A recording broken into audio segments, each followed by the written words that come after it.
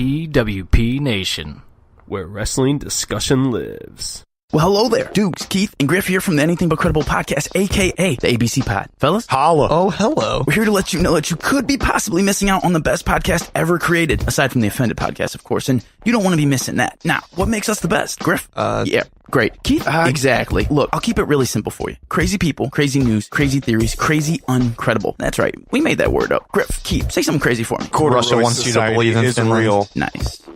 Look, you can find us just about anywhere that you get your podcast, especially Apple Podcasts. Also, don't forget to hit us up on Facebook at ABC Pod. That's ABC POD. Twitter at _ABC Pod. And Instagram at ABC Podcast. Check in with us for a new episode every Monday and join the conspiracy to commit stupid. We will see you then, and shout out to the Offended Podcast. Adios. Later, guys. Like you more than a friend. What's up, everybody? Kyle Fauché here to tell you about my brand new podcast, the Going Off Topic podcast, brought to you by the Anything But Credible Network.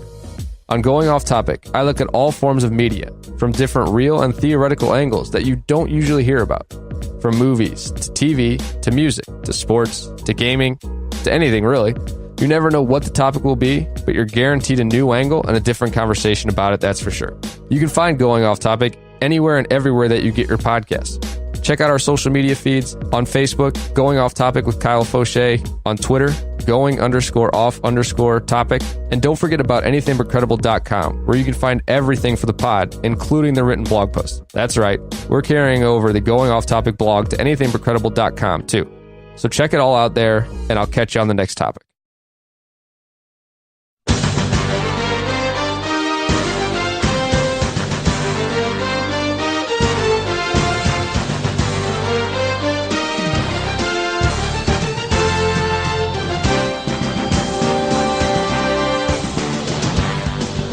And welcome back to Hockey Talks by Offended, presented by PWP Nation. It's your boys, Tricky and Stoutsy, baby. Hello, hockey fans. Hello, everybody. KAR. But, NHL Playoffs are here. I couldn't be more excited. What a week for us as just fans of life. We had WrestleMania week. The fucking NHL Playoffs. We have Game of Thrones on Sunday. Oh boy. It's gonna be wild. I got the Masters to watch too. Yeah, Pulling for Tiger. That's just yeah, it's a lot. It is a lot. It is a lot. So I was telling Katie yesterday, I was like, it's like, man, what a week. We had NXT on Friday, Hall of Fame Saturday, WrestleMania Sunday, Raw and SmackDown Monday, Tuesday, and then tomorrow we have the actually right now I think it's on. The Champions League just started. Quarterfinals are on right now. Manchester United taking on Barcelona tomorrow. Let's go, Man U. And then after that, we got the start of the NHL playoffs. We got the Blues. Fucking Thursday, still more playoffs. Fucking Friday, Blues. Saturday, still more playoffs. And then fucking Sunday, we got the Masters and the home Blues game, Game of Thrones. I mean, what a time to be alive right now.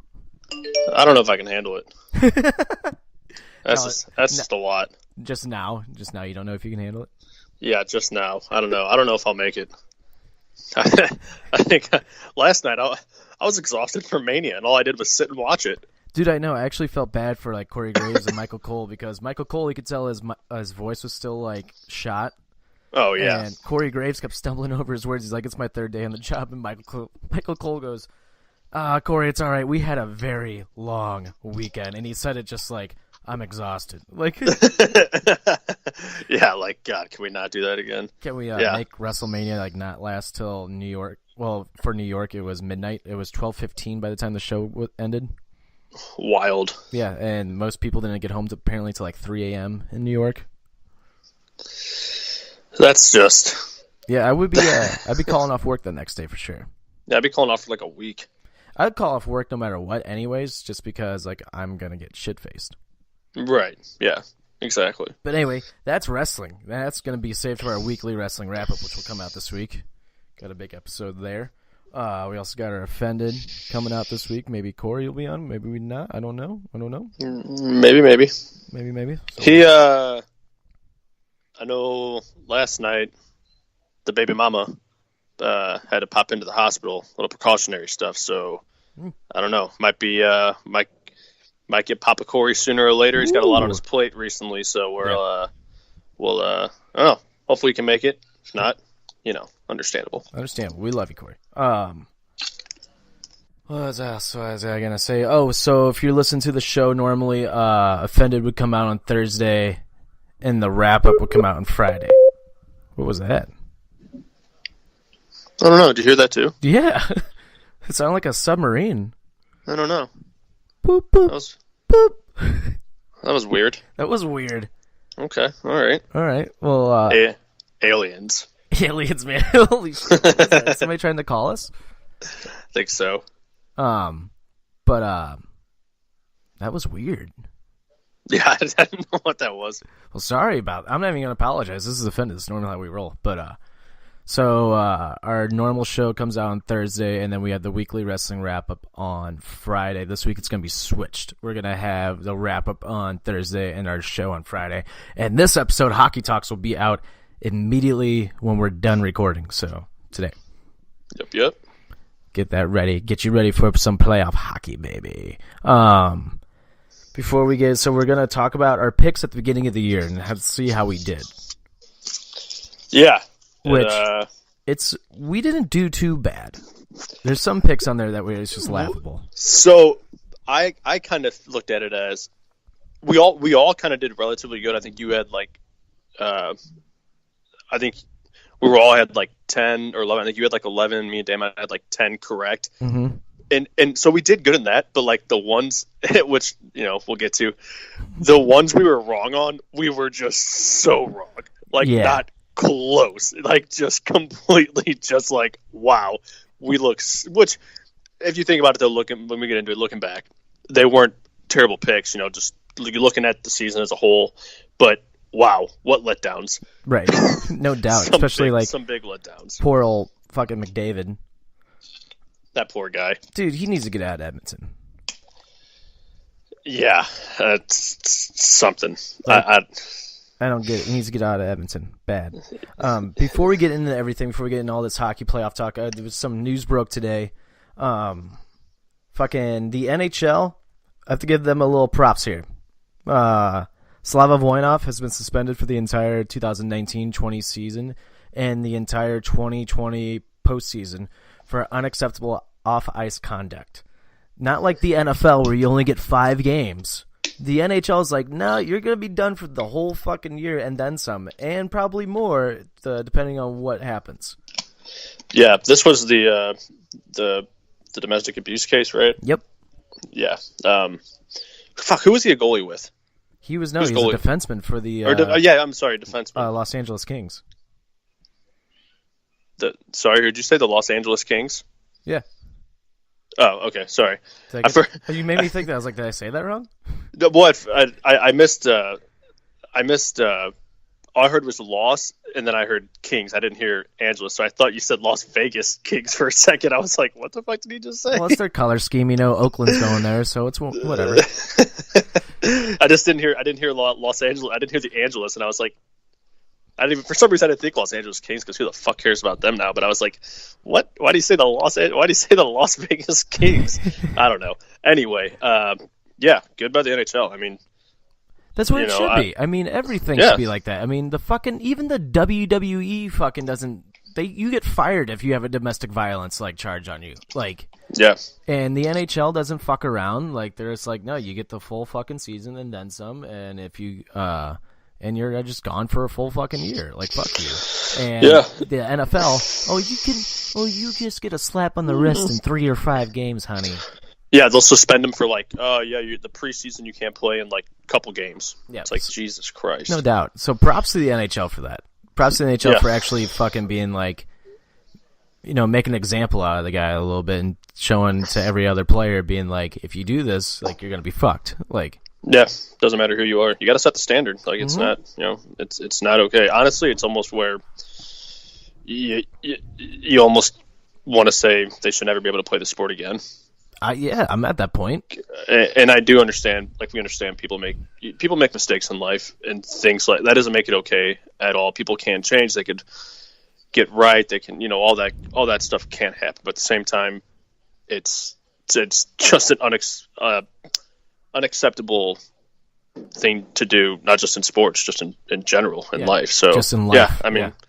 Yeah, it's like it sucks. Like, oh, this person, but they've worked their whole career, and this one mistake they make, and it's like, yeah, well, that's a huge mistake, man. They didn't if they just if they cheat on their wife, whatever. Okay, you didn't physically hurt them. It's different. Yeah, that's okay. They didn't exactly. You didn't threaten their life, Yeah, so that's my opinion. I think it's just like, and that sucks. If it was the best player in the goddamn sport and that happened, they never got to play again. You know what, dude? That sucks for them. I don't care. It's not. You know what? Somebody else great's going to come along to help the sport out. You have to set a standard. Yep. And so I was just really happy that the NHL just took charge and was just like, no, fuck you. Like, yeah. Like, I mean, how many times do we have to see an NFL player, just do this repeated? I mean, how many different players have we seen do this over the last few years, and they just get away with it? They get suspended for 8 games, maybe, tops, and then they're like, oh, they're back, like nothing happened. It's like, no, it's bullshit. Like, they should be suspended for the whole fucking year.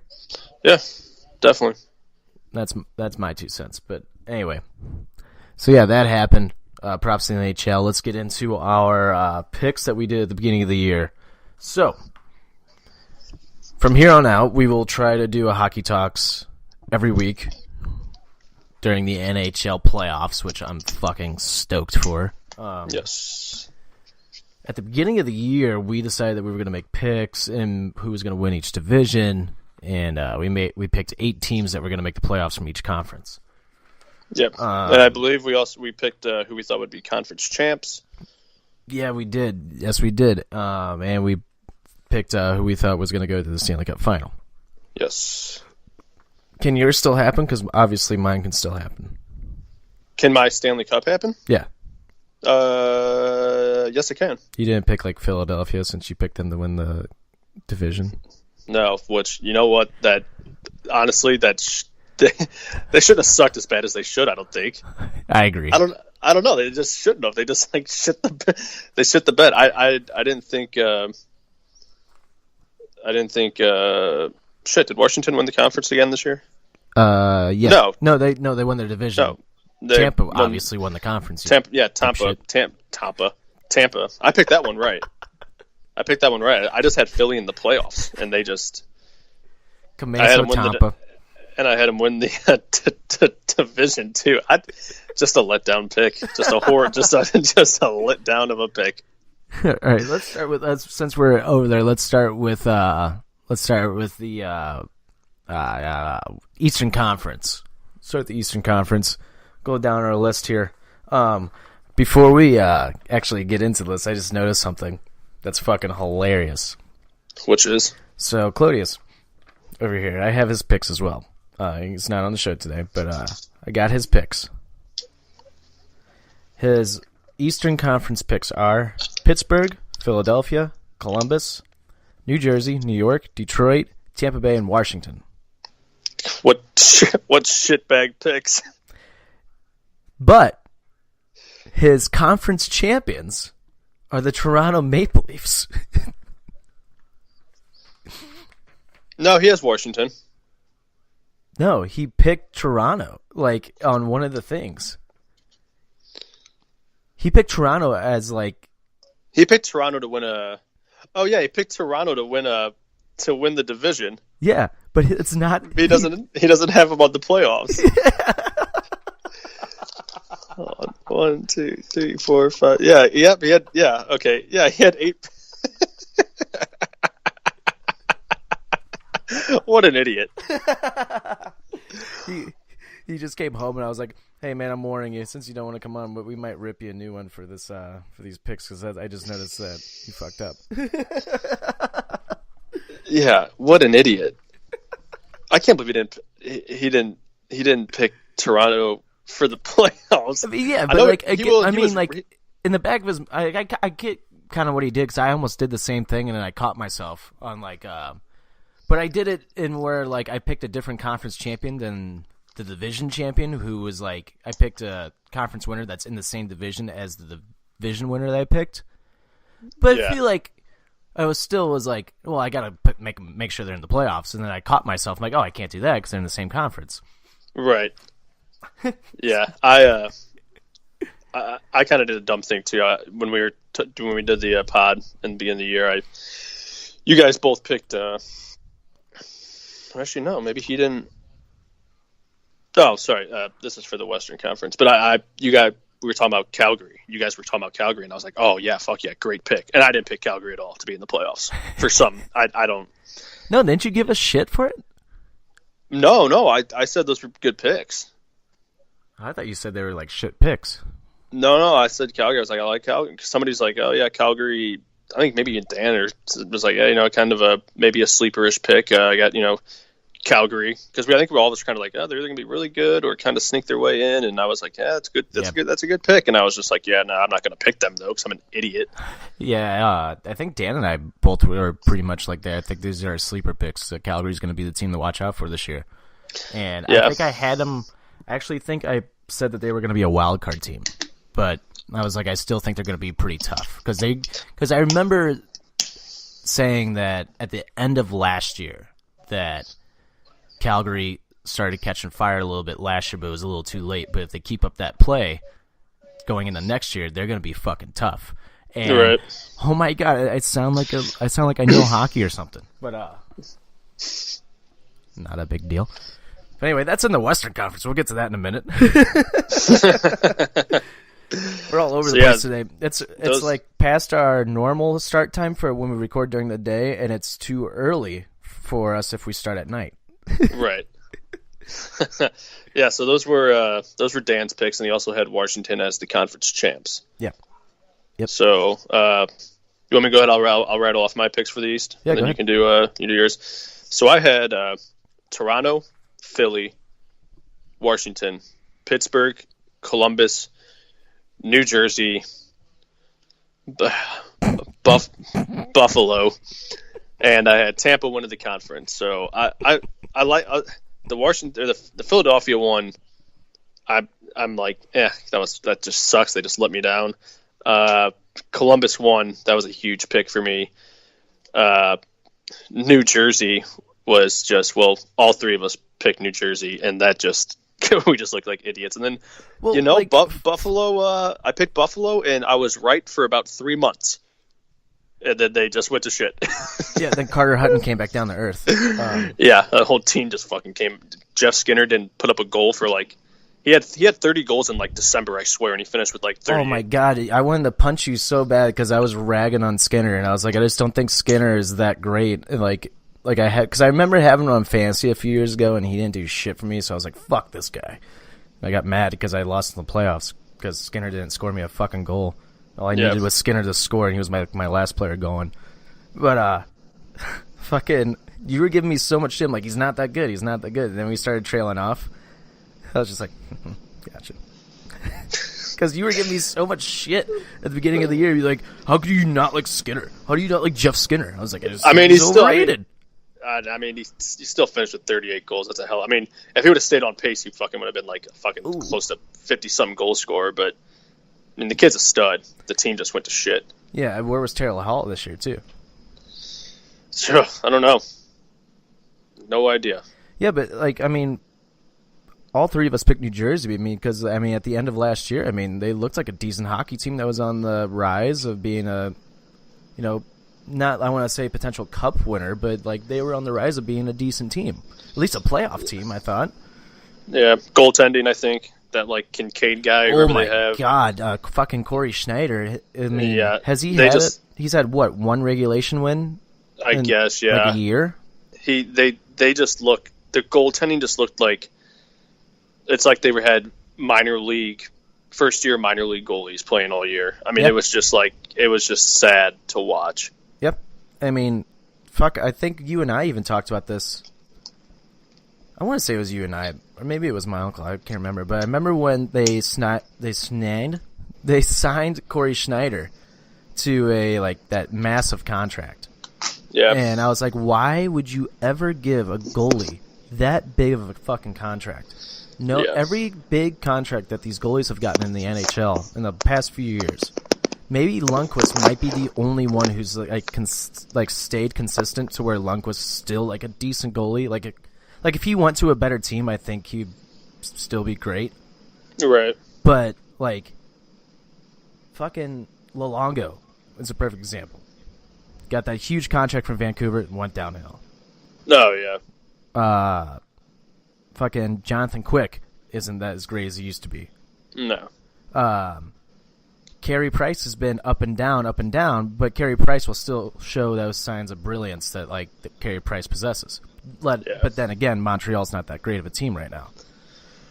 Yeah, that's very true. Let's see who else. Jake Allen, nice 4-year contract. Yeah, can't stop a puck. Corey Schneider is another. Corey Schneider reminds me of, I guess, Luongo more than anything, and just like how he got that giant ass contract and then just shit the bed. Yeah, and then Schneider, did he back up Luongo in Vancouver? I think he did. He might have. I'm trying to think who the goalie was when they were having that like little feud with Luongo and whoever was the backup. Because remember Luongo was like getting. Was it Schneider? I think so. Okay. Because Schneider started outperforming him. Yeah, and then Luongo was like, "Hey, the hell, man." Yeah, it's your Jake Allen situation. So like, it's all you St. Louis fans out there. Every fucking hockey team goes through it. Like, yeah, I will say though, it is goalie contracts have to be the toughest. Because when they're good for you and they fucking take you far, they deserve that pay. Goalies are huge for cup wins or just long runs and having a good team. But it's like that window is so like it's short. It's like by time they get that far, like their contract, like when they get to their peak, it's like, all right, they're due for a contract, but then you know that downhill part's coming. It's like, I see both sides. It's like, God damn, that guy deserves some money for doing what he did for us, but then but then like you said, then you're like almost fucked when they when they start going downhill. And it's like, God damn it, we just spent all this money. So yeah, I do get it because it is tough. Goalies are tough. I mean, their windows are so small, but they can be so beneficial in that small window. Yeah, I think you're just taking a large gamble if you're signing a goalie to an 8-year deal. I think anything past 5 is a huge gamble for goalies. Like I would almost say like go for 3 or 4. And then right before the end of his he has 1 year left on his contract and he's still playing good, add 2 more years or 3 more years. Add an extension. Yeah, goalies have to be like an extension thing. Like, you know, you're 2 years into their 3-4 year contract, like you said. If they're on fire, extend them. Figure out some way to get them that money still or something like that. So, yeah, it's difficult. It's a gamble, like you said. But, I mean, it's if your goalie's good for you, you don't want to you can't. It's like if you take the chance though of, well, we don't want to sign you because we think you're going to go downhill, but then they're still good. You're like, fuck. Yeah, exactly. It's almost like damned if you do, damned if you don't. And most of the time, it's damned if you do. Right. Exactly. So staying on your picks real quick. Picking Philly to win the division. Yeah. Did Gritty hypnotize you? No, I think this might have been no. Oh yeah, no, Gritty was announced by then. I think I did hype it up. I was like, Gritty's gonna. I think I was on the Gritty train. I was like, Gritty's gonna. They're gonna do magical things. Well, I think I didn't listen to the whole podcast. I just went through our picks when I went over them the other day. But even if I didn't say it in there, I know I either talked to you or Dan where I was like, yeah, I think Washington, like, they're gonna have another good year, and I think it's gonna be close. But I think Philly might just like outdo them with, you know, I didn't think Washington was going to have like a hangover year or anything. I just thought it would be almost kind of, I guess, maybe tougher for him in that conference, or in that division. But yeah, Philly just really let me down. Sorry, I wasn't laughing at you.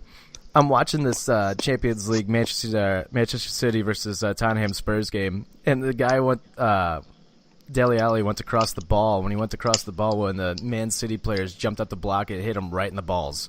And he was like, I'm still trying to defend, but he's like holding his balls as he's running. So, oh, that's weird. I'm surprised he just didn't stay on the ground for 45 minutes. Dude, no, it's the Champions League, man. This shit's intense. This is what soccer players play for, man. Football players. I'd rather watch this than American football. Well, duh. Duh. I'd rather watch cricket. I wouldn't go that far. But anyway, so yeah, the gritty train got everybody going. Fun fact, one of KDK Naked Ladies' really good friends from Orlando, they're moving to Philadelphia, and one of their driving points, she always is like, she's like, gritty was the reason. I love gritty. I fell in love with gritty. I had to move to Philadelphia. It's a kind of a weird, big reason to move. I love it. I love that she's acting. Why'd you want to move to Philadelphia? Reason. What do you love so much? Gritty. You ever seen this gritty guy? Yeah. I love that that's like, she's acting like that's the main reason, which it's not. But like, right. I love how she's like saying like that is a huge reason that we moved there. It's like once Gritty was announced, I'm like, yep, that just sealed the deal for me. That guy is fucking cute as fuck. It's hilarious. I love Gritty. But all right, let's go to my picks. I picked Tampa Bay, Pittsburgh, Philadelphia, Toronto, Boston, New Jersey, New York Rangers, and the Washington Capitals. But I picked Tampa Bay and Washington as division winners, and they were. But New York, I wish I could go back because I wasn't going to pick New York until they made that trade at the beginning of the year. And I was like, that might help them on the defensive end. And it just did not. Yeah. Who was it? Was it McQuaid? Yeah. Yeah. I think McQuaid, yeah. They got that. They got Shattenkirk. I mean, it's just like, dude's a fucking bum. Like, there's no other way of putting it. He's a fucking bum. Hey, do you remember like a week or two ago I tagged you in a post that you commented on about how happy you were for Shattenkirk coming back and how it was going to be a big push, and then you just ignored it? No, I did not ignore it. I fucking replied to you, asshole. And my timeline. I think you ignored it for like a day or two. No, I ignored it until I checked the timeline. I'm like, if this timeline doesn't add up, then I look like a fucking idiot. But if it's to my timeline, or when I started hating Shattenkirk, it makes sense. So I liked Shattenkirk for a little bit, and it wasn't until that playoff series with Chicago when he kept backing up on Patrick Kane in that double overtime game, and Kane scores a goal. I'm like, how do you not step up and take the body on that player, poke check the puck, or fucking something? You don't do anything and let Patrick Kane just skate in. That's when I started really fucking hating him. And sure as shit, it was that year. It was 2 months after, Jim. So my timeline adds up. So fuck you. Hey, that's fine. Your timeline adds up, but you thought he was going to be our superhero. I didn't think he was going to be a superhero. I thought he was going to help out. He's going to be a big part. Yeah, that's what you said. You know it. It's okay. You can admit it. You can admit it. All right, go pick Buffalo again. It's okay. You can admit it. You fucking picked the Rangers. That's worse. Hey, at least I didn't pick Philly to win the fucking division, buddy. It's not the worst. It wasn't the worst idea. It wasn't great. No, it is. I will say the one pick that I can't believe. I think I just ripped on them. It's like I think they're just. I was just like, nah, man. I think they're old and wearing down. Boston, man. Boston. I was just like, yeah, I didn't. I'm not hating on your pick. God. I said it's a good pick. It was a good pick. I wish I would have, but I was like, I didn't think they had it. I didn't think they had it. And they've fucking Marchand, that line they got, and they proved me wrong. I fucking love Brad Marchand. I know he's hated by so many people, but I fucking love him, dude. His social media game is fucking hilarious too, by the way. Oh yeah, I know, it's great. Dude, he just rips on people. And it's yeah. Dude, and he calls out fans too, and it's fucking hilarious because fans are dicks to him. He's like, "Oh yeah, buddy." He's like, "Thank you for coming to the game. You helped me get laid tonight," or something like that. A player's social media game in sports can just make me turn so easily. Right. Yeah. It's because I think it was like a couple months ago or something. He just started getting really, really deep into this. He took his off-ice shenanigans, and just threw them on Twitter like he should. Yeah. And it's just great. Him and Luongo are fucking hilarious on Twitter and like Instagram. Yeah. It's good stuff. But yeah, that Boston pick, that's a good solid pick by you. Mm-hmm. I was pretty convinced. I thought they were going to be almost like. I thought they were kind of starting to hit their like the Anaheim turn, where you could tell things were just going to maybe kind of start slowing down, but they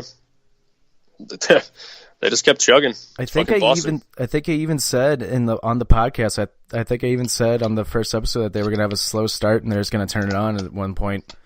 And here we are. It's like Jim, we just need to be on like TSN or something because fuck ESPN, but we need to be on TSN. Go to Canada, Hockey Night in Canada. Get that fucking old asshole Don Cherry off fucking Hockey Night in Canada. Put us two on, eh? They might have. Might as well. Might as well. Might as fucking well. But yeah, Boston. One more thing about Marchand. What I really like about him is that he knows he's a fucking rat, and he knows that he's like a dirty player, and he accepts it. And anytime like somebody gives him shit about it, like a fan that's like holding up a sign that says you're a rat, he'll go up and take a picture with the fan and like laugh about it.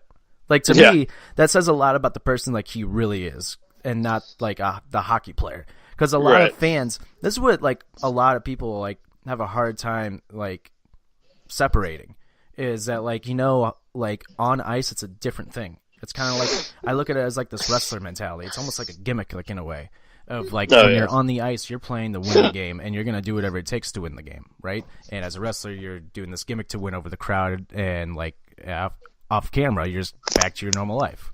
Off ice, you're back to your normal life. So it's like people have a hard time separating the player on the ice and the person in real life, like Marchand or PK Subban, for example. It's like these are really good people. Like on the ice, they might play a little dirty, but in real life, like they're fantastic people. Like PK Subban might be one of the best human beings, celebrity-wise, off like in real life in terms of like charity work and how much he does for his community and shit. Like, yeah.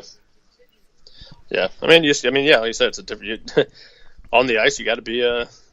If your job's to be a pest, you got to be a full blown pest. Yep, exactly. It's part of the job. So, yeah.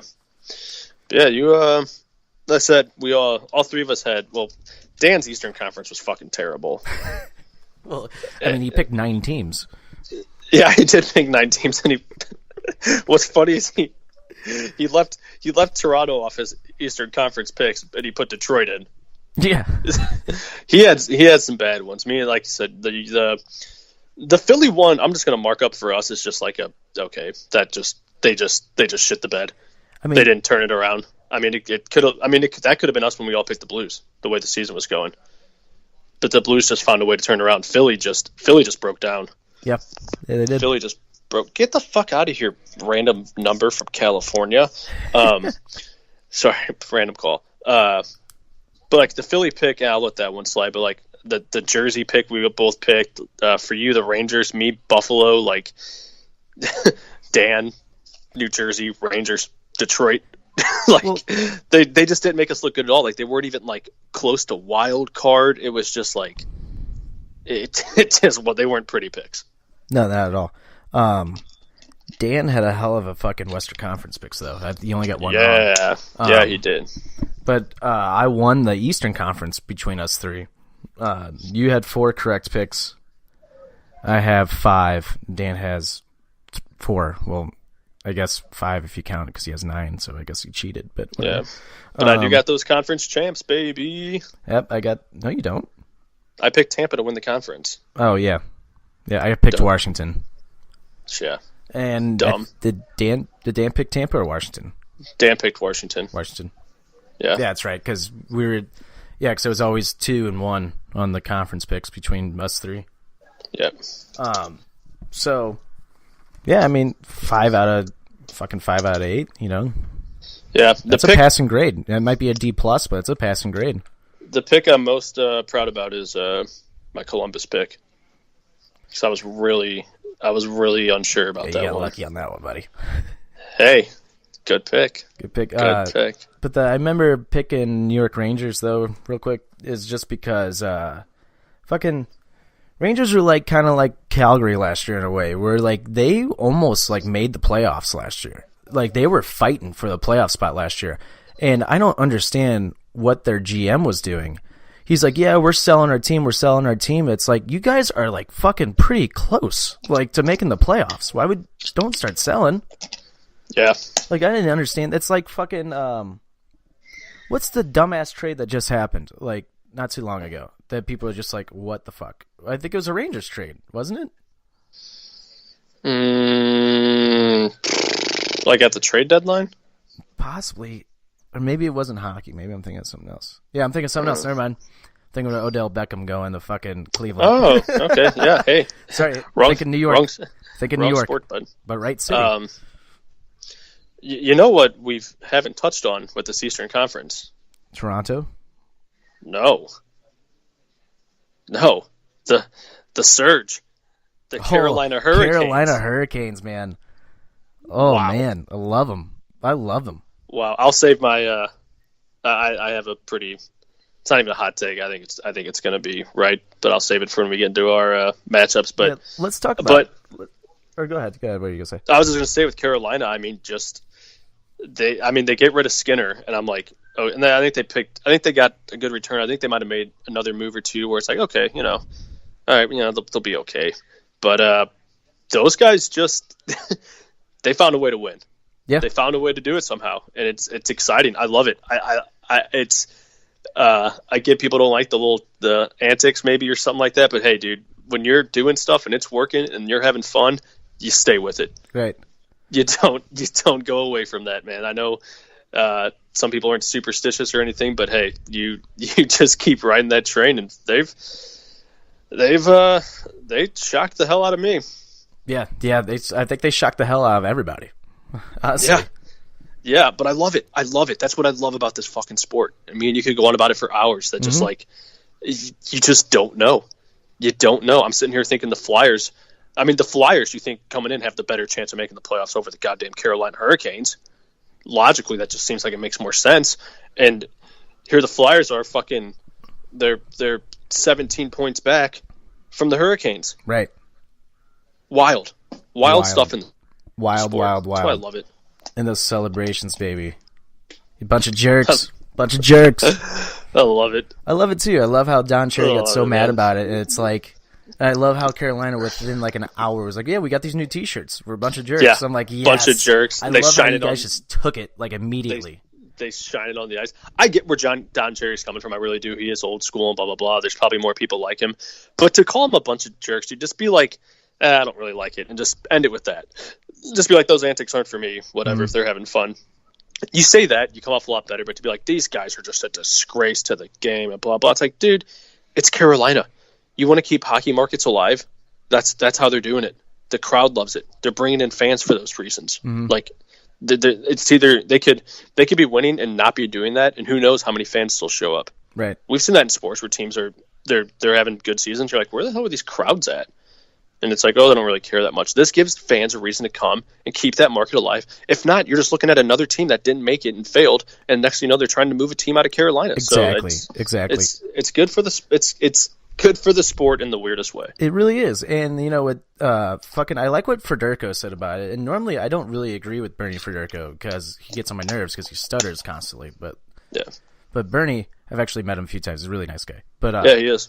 I really like what he said about it. He's like, it's goofy. He's like, is it for me? He's like, no, it's not for me, but the fans love it, and that's all that matters. You're doing it for the fans. And I'm like, that's the best way to say it. This is the best way to say it. Like, you might not like it, but they're doing it for the fans, and if the fans enjoying it, you're fucking right they are.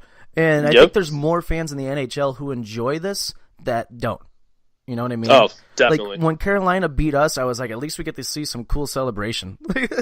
Yeah, exactly. Yeah, Bernie said it perfectly. Yeah, not like I said. That's what Don Cherry said. Not for me, but hey, fans are liking it. They're filling seats, getting something excited about in that city. So Don Cherry just needs to fucking retire. Yeah, he has a good restaurant though. I'll give him that up in Canada. Is it Tim Hortons? No, it's not. It's actually just called Don Cherry's. I know. Good burgers. I know. Oh, but other than that, I mean, especially coming from a guy who wears like the most ridiculous suits, like, come on, bud. You look like more of an asshole than anybody. Right. I think that's why I don't like it. I think that's why I don't like his hot takes. I'm like, dude, you wear suits to stay relevant. Like, come on, man. Like, yeah. What the fuck, dude? They're just kind of taking a play out of your playbook, motherfucker. Like, yeah. Son of a bitch. But yeah, I didn't want to go over the Eastern Conference without mentioning those Canes, because as much as I want to pull for them, I think the lights are going to get shut off pretty quickly on that power surge. But we'll get into that later. Yep, we will. And one last thing on Don Cherry, I remembered why I started not liking him. He started ripping on. He hates Ovechkin, and like Oh, yeah. Fucking was ripping on Ovechkin because he's too over the top. And I'm like, oh, my God, shut up. And he said he's not going to keep this was years ago. He said he's not going to keep up scoring these 50 goals. He's not going to keep doing it. Yeah. Shut your mouth, Donnie. Yeah, and then he ripped on PK a few years ago. And I can't remember exactly, but I want to say what he said pissed off like a lot of people about PK. But what are you going to do? It's hockey night in Canada.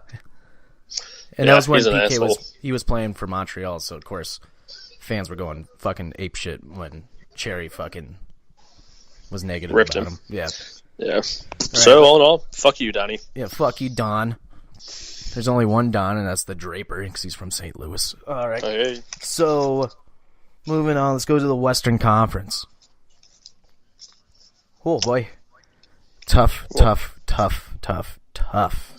fucking conference over here. We'll start with Dan's. Let's go. He had all correct picks except for one. And It was one that he gave me shit for, and both of you gave me shit for. I think I was the only one that was like, I don't see Chicago making the playoffs. I just don't see it. I don't think they're that good anymore. And you guys were like, no, they're definitely going to bounce back and make it. This shit might be a scary team. Nope. Another one. I'll pat myself in the back. You didn't win a lot of trophies growing up, did you? I won so many. I don't know, man, because anytime you get a chance to my horn. Oh no, I only do it to you because you take the chance. Sometimes I think you make up these stories that we rip on you. You want to talk about? Oh yeah, I think you make up these stories that we give you shit. Get the fuck out of here, bud. Get the fuck out of here. We only have audio recordings of it every week. Get the fuck out of here. I need to start fucking screenshotting these fucking text messages. Especially anything that you call. You will text me and be like, look at this, we called it. Not a big deal, buddy. I was going to say, of all people to be like, why are you tooting your own horn so much? I'm going to go back. I'm going to go find every fucking social media post, tweet, and like Facebook post of you just being like, called this, called that. I'm just going to take it and post it. Beep, beep. Beep, beep. Here comes Todd. Okay. Yeah, but no, yeah. Here comes Todd. I thought Chicago would at least be a wild card. Here comes Todd. Is that a freight train? No, it's a Prius. Beep, beep. See, I can rip on myself, so fuck you. But yeah. I'll take a shit. But yeah. Yeah, Chicago. You actually had the most incorrect picks of us three. Out of this conference? Yeah, Dan had one, I had two, you had three. Yeah, I had two definite bad ones, and then my third one was. Oh wait, no, that was. Wait a minute, hold on, Jim. Figure your shit out. Oh, my third. Am I looking at the right season here? I am. Oh yeah, and then just my the third pick had a chance until the last like 2 weeks. They fucking blew it, but that happens. Yeah. Whatever. But so Dan picked Nashville, Vegas, San Jose, St. Louis, Dallas, Calgary, and Winnipeg. Yeah, that's a hell of a fucking 7 picks right there. Chicago, obviously being the only one that didn't make it. They just it's those contracts, man. I mean, me and you said it years ago. It's like those contracts are going to come back and haunt them. And it has. Yeah, I mean, it sucks for them, but. Mm-hmm. I mean, at the same time, they dominated for so long. I mean, they won those 3 cups. I mean, I'll take that any day. I'll take that over my team kind of being shitty now. I mean, whatever. But, yeah, I mean, those contracts. But the thing is, you still got Patrick Kane doing incredible things. So, and Jonathan Toews is still the same guy he is. He's just a phenomenal leader. It's legit insane that Patrick Kane has over 100 points, what's his name? Draisaitl, and had over 100 scoring points. He had 50 goals. Yeah, year. Hit 50. Yeah. Connor McDavid again over 100 scoring points, and it's just like how are those 3 guys on a team? Like it just blows my mind. It's you have 2 guys who are over 100 scoring points on one team, and they almost finished last. Yeah. Yep. And that's why I've been saying that since even last year, maybe the year before that, when people are on why isn't Tarasenko scoring 100 points? I'm like, honestly, that'd be fantastic, and it'd be cool for him to get an MVP and stuff, but at the same time, that's not going to win you a championship. No, it's not. And it shows it. Like, it shows it in Edmonton right now. Well, Edmonton has probably one of the worst GMs in the National Hockey League, but... that GM is really... I mean, to blame the players, yes, I mean, you can, but, I mean, that GM has just made the worst moves possible. Can you imagine if Taylor Hall stayed, like, last year, if they didn't trade Taylor Hall? Yeah, I mean, yeah, they just really fucked themselves. Yeah, I mean, I thought they were gonna. I thought they would have a good year with like McDavid. I thought they'd at least be a wild card team or be around the wild card. But yeah, they couldn't put it together. They'd look okay for a few games and then just suck for how many ever. But right, yeah, they won me some money this year though. I took them in some big games. I was like, you know what? I think they might have a chance here. They'd, win me $50 here or there. And I was like, all right, but other than that, they fucked me on my pick. Yeah. Calgary and Edmonton were my wild card picks. And I thought Edmonton was going to squeak in, like, at the beginning of the year. Yeah. And, fuck, man, I just feel really bad for McDavid.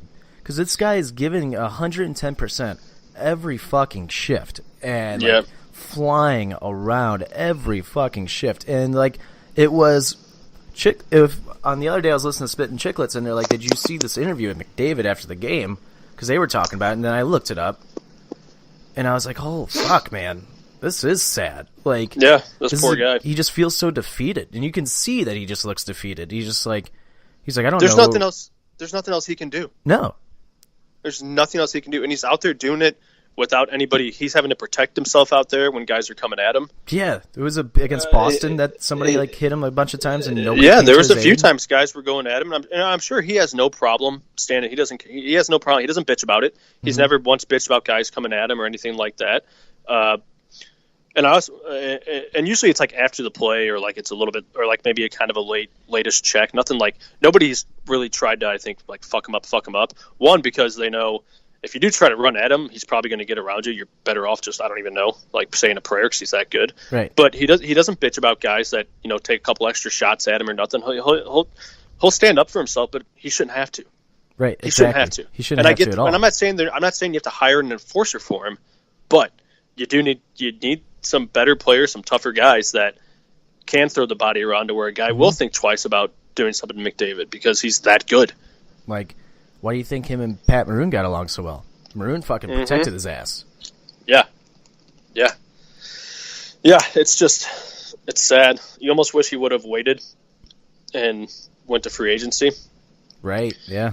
But I think he really wants to be a part of something. I don't think he wants to. I mean, he's the most humble fucking player out there. Right. One of the most, and I think he really wanted to play for the Oilers, an organization. He really wanted to be a big part of turning this team around. And it could happen. The guy's fucking, 22? Yeah. I mean, he's not even in his prime yet. Like, yeah, he's 22. So, I mean, it could happen in his 10-year contract. But the thing is, like, why is there a playoffs without Connor McDavid? It's the Oilers. Like, they're going to trade him at some point, probably. Yeah. Probably to L.A. Yeah, they'll fucking...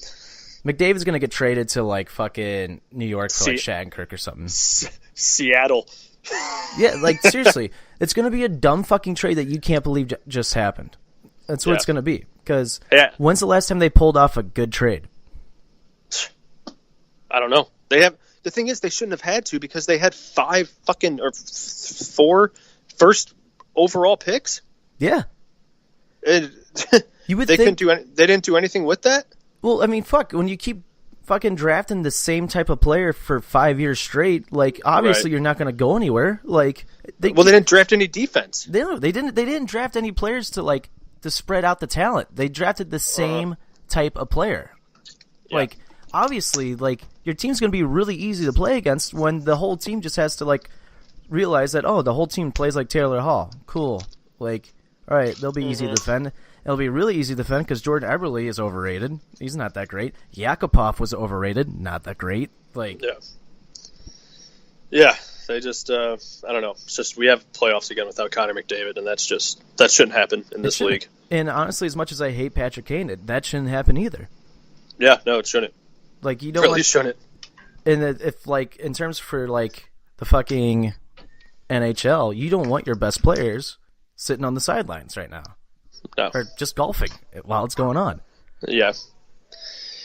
But at the same time, maybe it might be good for the game. Maybe it's some fresh air into this. You know, that now that Chicago's not in it, it is kind of nice not seeing Chicago. And I'm not just saying that because I'm from St. Louis. I'm saying this in terms of like you see them on every Winter Classic. You see them in the playoffs all the time. They won 3 Stanley Cups in the last 8 years. Like, right. You know, that could be good. It's like LeBron. Like he's not in the fucking NBA playoffs this year. It's like, oh, that's great and all, but the Golden State Warriors, you mean, are just going to sweep every series now? Yeah. But yeah, like I said though, all in all, Edmonton better figure something out. Yep. So, so you went through Dan's picks, right? Yeah. And he had Winnipeg winning the conference. Yep, and he had San Jose winning Winnipeg winning their divisions. San Jose, I think all three of us had San Jose winning the division. Yes, we did. And at the beginning of the year, it very well seemed like it. And then they just were up, down, and going into the playoffs right now, they are just down. Like, yeah. I mean, to be fair, they only lost the division by 5 points, a couple games here or there, so they still had a really, really good year. Which is just crazy, Calgary. Because Calgary has over 100-something points. 107. So, Calgary just fucking... I mean, we weren't really wrong to pick San Jose. Just Calgary... Calgary just said, fuck everybody. Yeah, we're about to run this shit. Turned it up a notch. Yeah. So, I'm going to get my picks, I guess. Yeah, or you want me to go since you went first last time? No, I'll go. All right, fucking go then. I have Nashville, St. Louis, San Jose, Vegas Knights, Minnesota, Edmonton, Chicago, and Winnipeg. And I had Winnipeg winning the conference. So, like we talked about, Edmonton, Chicago, those were really dumb picks. And Minnesota had a shot at being a wild card until the last 2-3 weeks. I was talking to my buddy from Minnesota, and he's like, these motherfuckers are gonna blow it. They're gonna fucking blow it somehow. And he fucking hates me. He hates Minnesota so much. He hates that goddamn team. He's like, fucking Parise's been busting his balls for years for this team, but they can't do anything for him. Fucking bullshit. Blah blah blah. And he even told me, he goes, Mike Yo's gonna fucking ruin everything for you. And I was like, it wasn't like that, whatever. But yeah, I was like, man, I don't know. Minnesota could maybe pull it off, but they shit the bed for me on my pick the last like 3 weeks. They shit the bed. So I'm not too upset that I lost that pick, but they were on a pretty bad losing streak at one point, weren't they? Like kind of like almost. I'm not going to say as bad as us, but I think as bad as Anaheim. I think. Yeah, like it wasn't. Right before the All-Star break, I think. It wasn't pretty, and they were losing bad games too, like games they should at least win or play better, and they just looked defeated. They looked like they just didn't care. And is Boudreau still their coach? I don't. Yes. Yeah. I think so. I don't know how he's still around there. Like, I really don't. Yeah, he is still their coach. Yeah. Hey, so right now during the Champions League game, they pretty fucking dirty play just happened, or like happened in the first half, where a guy jumped up for a head ball and another guy, Harry Kane. You know who Harry Kane is, right? Nope. Captain of Team England in the World Cup. Nope. Right. Well, he's a fucking phenomenal football player. I just want to say that. He's jumping up for a head ball. Another guy is jumping up behind him for the head ball. The guy behind him takes his elbow and just fucking drills him in the back of the head. They both fall down. As they're falling down, the defender shifts his body over almost like a fucking frog splash, lands on top of him, digs his elbow back into the back of Harry Kane's head, does it again, and then like as he's getting up, he smacks the back of his head. And like legit just smacks him. No, like, and the referee's standing right there. Like, what the fuck? He didn't even go for the 3 count? Okay, so I'm happy you said that because at the halftime report, they just showed a tweet from another soccer player, and the tweet was showing this defender on Harry Kane. It was Shawn Michaels dropping an elbow off the top rope. It's awesome. Nice. Anyway, I was just like, I can't believe that. Like, in hockey, I would even be pissed if that happened. Like, I'm surprised the soccer player didn't, die. oh, no, dude, Harry Kane's an awesome... No, that's why I like Harry Kane, because he doesn't do that ever. Like, he's just like, fuck you. He got up and he was like, what the fuck was that? Like... Should have punched him. You should have. But anyway. Pussy. So, yeah, those were my picks. I said I had 3 that I missed out on there. Minnesota, not a horrible pick. I don't think I had them again in the year, but really shit the bed for me. So I think I gave you shit for picking Minnesota, actually. You probably did, and they almost proved me right. So, yeah, they got some work to do, though. They need to rebuild a little bit, and they'll be back in there soon. So, All right, on to your picks. Yep. All right, so my picks. Now I picked Calgary, Edmonton, fucking Los Angeles, Winnipeg, Vegas, Nashville, St. Louis, San Jose. I know I had to have ripped on you about LA. No, you actually were like, that's a decent pick. You said you picked Edmonton over LA by just a little you said you were fighting back and forth between picking them and them. Maybe it was Anaheim that I was ripping on more. I know I had to have said something along the lines of I think that is getting old though. Yeah. Because them and Anaheim are similar. They're just the whole big guy game is just it could still work, but you need younger big guys. Right. They have just older big guys. It's just they're just worn down. Just do I have to keep doing this? Right. It's like watching. It's like watching Kurt Angle wrestle. It's phenomenal guy. Yeah. Just slow now. Just so slow. Just so slow. Yeah. That's probably your worst pick you've ever had. Yeah. I mean, you picked Buffalo, so we're even. Buffalo at least had a shot for 3 months. Hey, LA won 2 games. Yeah, that's about. Oh, we got fucking. We got Kovalchuk. Look at us. Yeah. We got Kovalchuk. Yeah. Shut up, LA. Shut up. You guys suck. You're the worst city. Your Lakers suck. Your Dodgers had back-to-back chances to win a World Series and couldn't do it. Oh, piss off. And, now your hockey team's garbage. Garbage. Good. So. Yeah, fuck LA. Yeah, you and Dan were... No, Dan was the one that ripped me for picking LA. Well, I was going to say your picks, I think, other than his... Okay, he had Dallas and Chicago. You did not have Dallas. I didn't think Dallas was going to do well this LA, year. Edmonton. I didn't either because I didn't pick them at all. I didn't pick them either. I still don't think they're going to do that. I mean, they're hot right now, but I mean, no, I think they're going to. I think the wheels are going to fall off. I think they're going to break down. Well, they don't have defense. No, they don't. They don't have anybody on that back line of defense. Say what you want. In the playoffs, you need a good defense to get you far. You can't just have your fucking all-star forwards just do the whole thing for you. Look at the fucking Kings when they won the Stanley Cup. They were a strong defensive team. They won games based off defense and fucking Jonathan Quick. Right. Which they don't have. Dallas has nothing. No, they don't. And I just see Dallas just doing another year where how when they played us. Their offense was there, but I mean, the games that we won against Dallas, we dominated those games because we picked them apart. Yeah, and Nashville is just going to wear. They're just going to wear that team down. Mm-hmm. And their defense is going to wear down their offense, and then they'll have nothing. Yeah, and if Bishop gets hurt, they're done. They're fucking. It's over.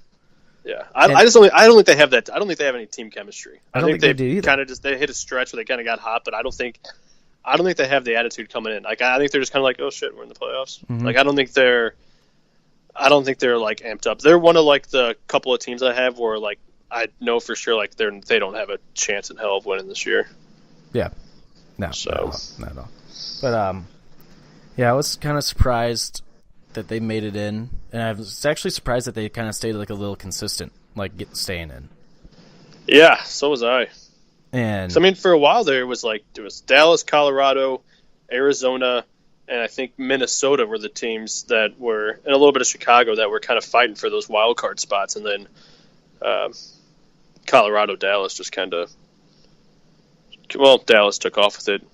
Colorado and Arizona kind of battled there. Arizona, I was hoping for the Yotes. So was I. I was pulling for Biz Nasty in the note. So was I. Man. That's the only reason why I was pulling for the Yotes, for Bissonnette. Yeah, but hey, you know what? Good for Arizona. Yeah. For kind of like just sparking a little life. I mean, people thought that this, and maybe they just had a little flash in the pan this year. Who knows? I mean, they almost finished 500 this year, but they.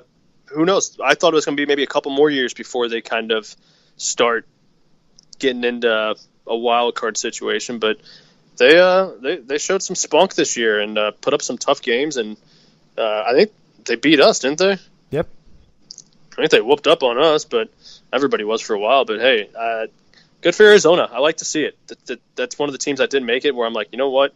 I'm at least we had some exciting like wild card hockey, and it just. Now it kind of makes things difficult for next year, where you're like, oh shit, now we got like fucking 12 teams to pick that could make the playoffs, and you got to fucking do your damnedest to try to who you're gonna cut off. So, but god damn it, I wanted the Yotes. Yeah, I wanted Biz too. Nasty podcast in the playoffs. Yeah, son of a bitch. Poor guy. Poor guy. I don't care about the team. Poor Biz. Fuck. But yeah, I mean, Colorado is a team that, again, just squeaking in. Second year in a row, they just barely squeak in, but I think they're going to have another early round to exit. I just don't like Colorado. I don't either. I don't know what. Like, I don't have like a Chicago hatred for him. You want to know what it is? Patrick Waugh. No, it's Eric Johnson. It is Eric Johnson. It's his fucking. Every time I see Eric Johnson's face or hear his name, I'm just like, you piece of shit. We drafted you over fucking Jonathan Toews.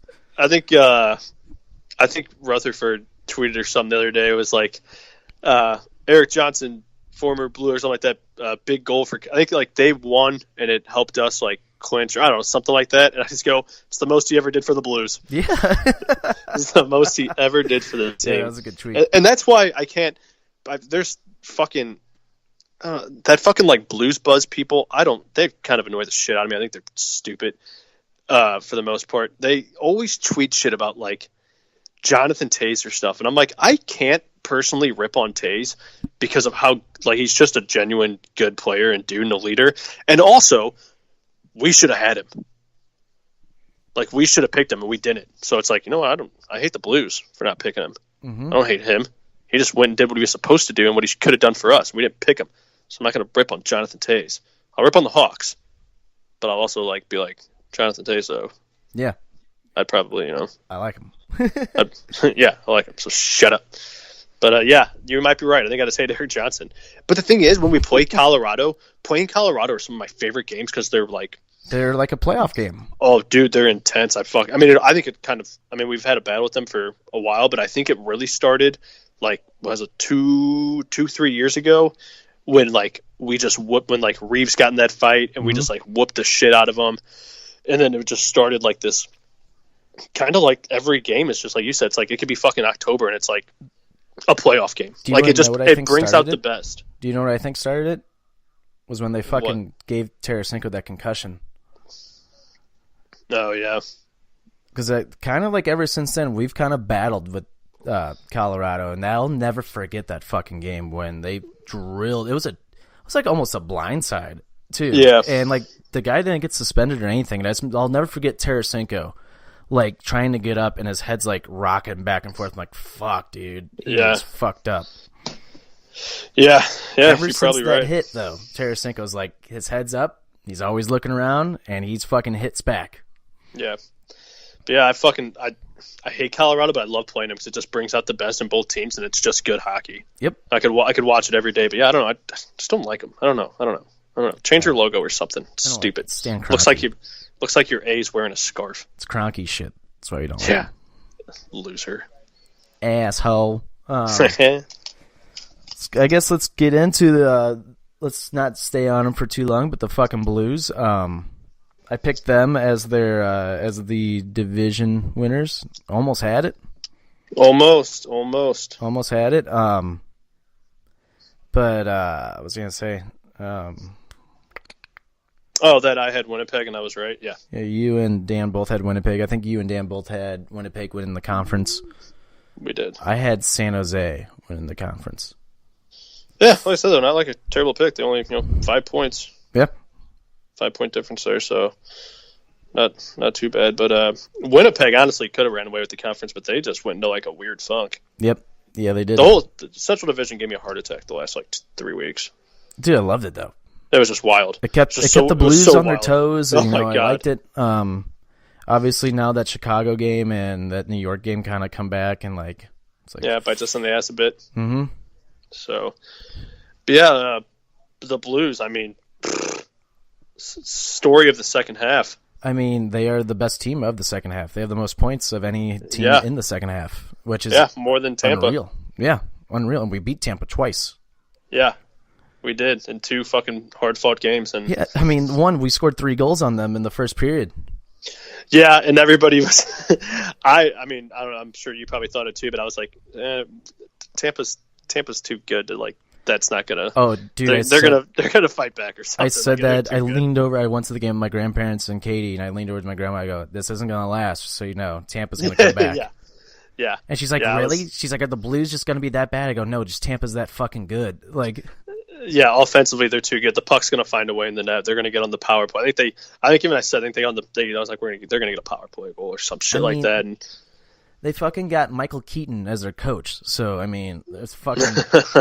They got Batman as their coach, and obviously they're going to be good. Yeah, but yeah, the Blues, man. I don't know. I don't know. It's like it's almost like laughable how crazy the turnaround. It's just like, what in the hell? What the fuck happened? What? Who took over that locker room and just said, "Fuck everything. We're changing our style. We're gonna fucking play this way, and we're gonna win." I'll tell you right now. I think there was 2 players, and one's a 90 and one's a 91. So. Yeah, I think it's very obvious that the Blues started playing behind those 2 players. I mean, if you look back at the beginning of the year, you're looking like you're being led by Alex Pietrangelo. It legit looks like you're being led by Alex Pietrangelo because the whole team was playing like Alex Pietrangelo, fucking turning over the puck a lot and fucking not playing defense and just not giving it 100%. And you fast forward to probably right before the All-Star break, I want to say. And the team looks like they're fucking playing behind Ryan O'Reilly and Vladimir Tarasenko. It looks like that they are following their leads and just they started skating. They started playing like them, honestly. They just started literally that's all you had to say right there is they just started skating. Yeah. They started skating. In the beginning of the year, it was all it was too much zone, and I've bitched about it 1,000 times on this podcast and to you and fucking at bars and stuff and people don't understand. They're like, we need trades. I'm like, okay, yeah, maybe a trade. Yeah, okay, it could be cool, might help, blah, blah. But I'm like, no, the style of play, we were too passive. And like you said, they started following how Tarasenko and O'Reilly play. Mm-hmm. You get the puck in, you get on the puck. You win every battle. 2 guys on the puck, you win the battle. You anticipate the play. You don't just start backing out of the zone when their guys have the puck. You get on them. Defensively, you get on them. You're on the puck. Chipping pucks out. Make crisp passes. It was a simple, it's like you said, they were playing Pietrangelo hockey at the beginning of the year. And I mean, Tarasenko and O'Reilly had to have just been like, listen, this isn't working. Well, I mean, we talked about it on the podcast. I got that inside source, and fucking, they just had a little chit chat in the locker room, and it seems like the team made a vote. And I think it fucking shows, man. I think it shows a lot of fans want to say the C and the leadership. I mean, the C doesn't really matter. You know, they're still playing hockey. No, it kind of does. You're still being led. You still have a leader. Yeah, and it really does. And I think it's totally fucking shows, man. I think it totally shows. And I'm not one to dive into all these look at the body language and look at conspiracy bullshit. But I will say I do find it very strange, or maybe it's just a coincidence that after all this happened, right? That after all this happened, where like maybe we changed leaderships in the locker room, but he didn't want to make it public because of the fucking media outcry, which I totally understand, and it completely 110% makes sense.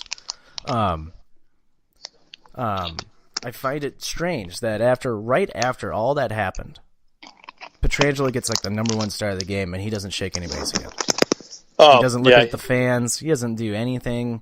Like he's looked that way the whole second half of the year. Me and you've been calling him out since day one on the bench, or after when he does an interview, or when he gets a third star. When he's walking off the ice, he doesn't acknowledge the crowd or nothing. His interviews, he doesn't even look like he's.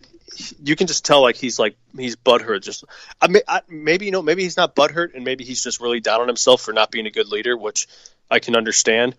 But dude, you still have that C on. When we're walking out and we're getting big wins, everybody else through the tunnel, high five, high five, high five. I'm not saying you have to give your stick away, but hey, man, it's kind of every once in a while you could give a fucking stick away. Tarasenko's doing it every game, and like you said, I don't look too much into that either.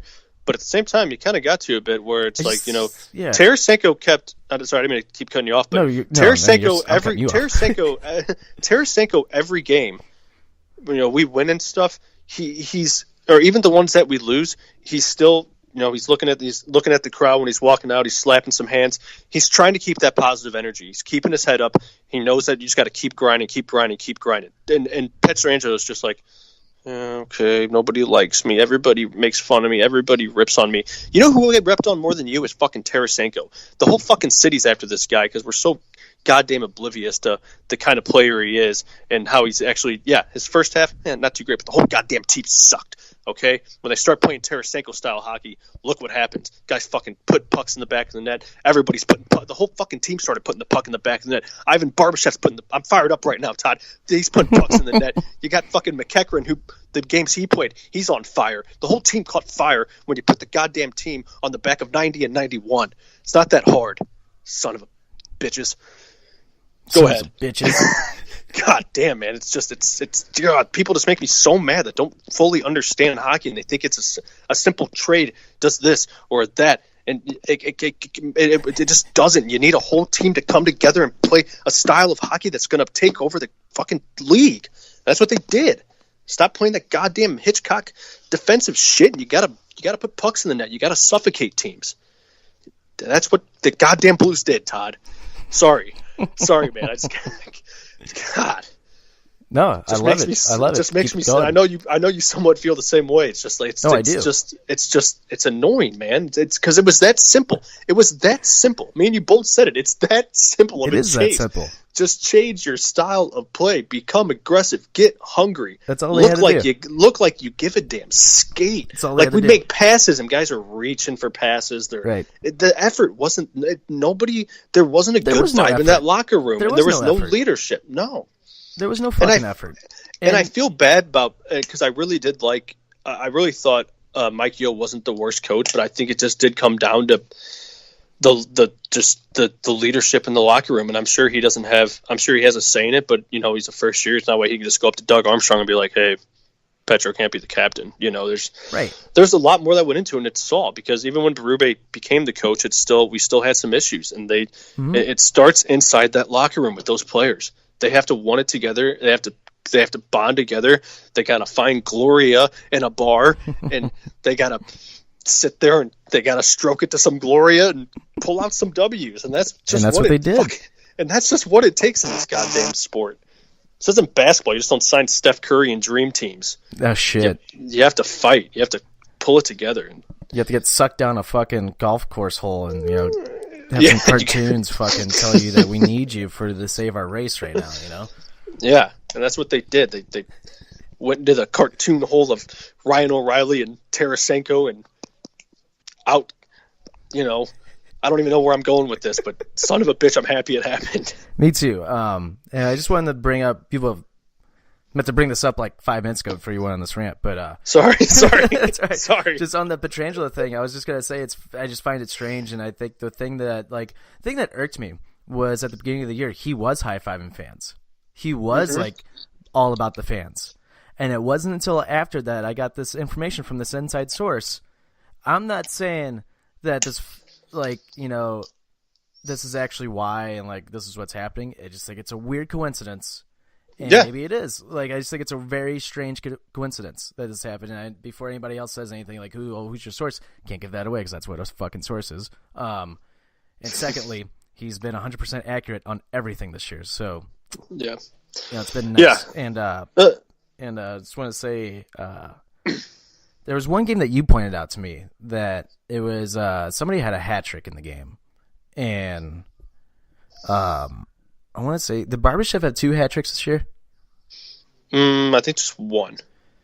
Somebody had a hat trick that normally doesn't get a hat trick, or just had like a really good game, or maybe it was Binnington getting a shutout. I don't remember, but I just remember Pietrangelo kind of making it about himself after the game, and I'm just like, what the fuck, man? Like, like he didn't give like any credit to like the person that was like actually like the main reason why we won that game. Like, and I'm like, that's not a captain, man. Like that those comments to me are just, they're not leadership quality. Like, he just did some things this year where it's just like, man.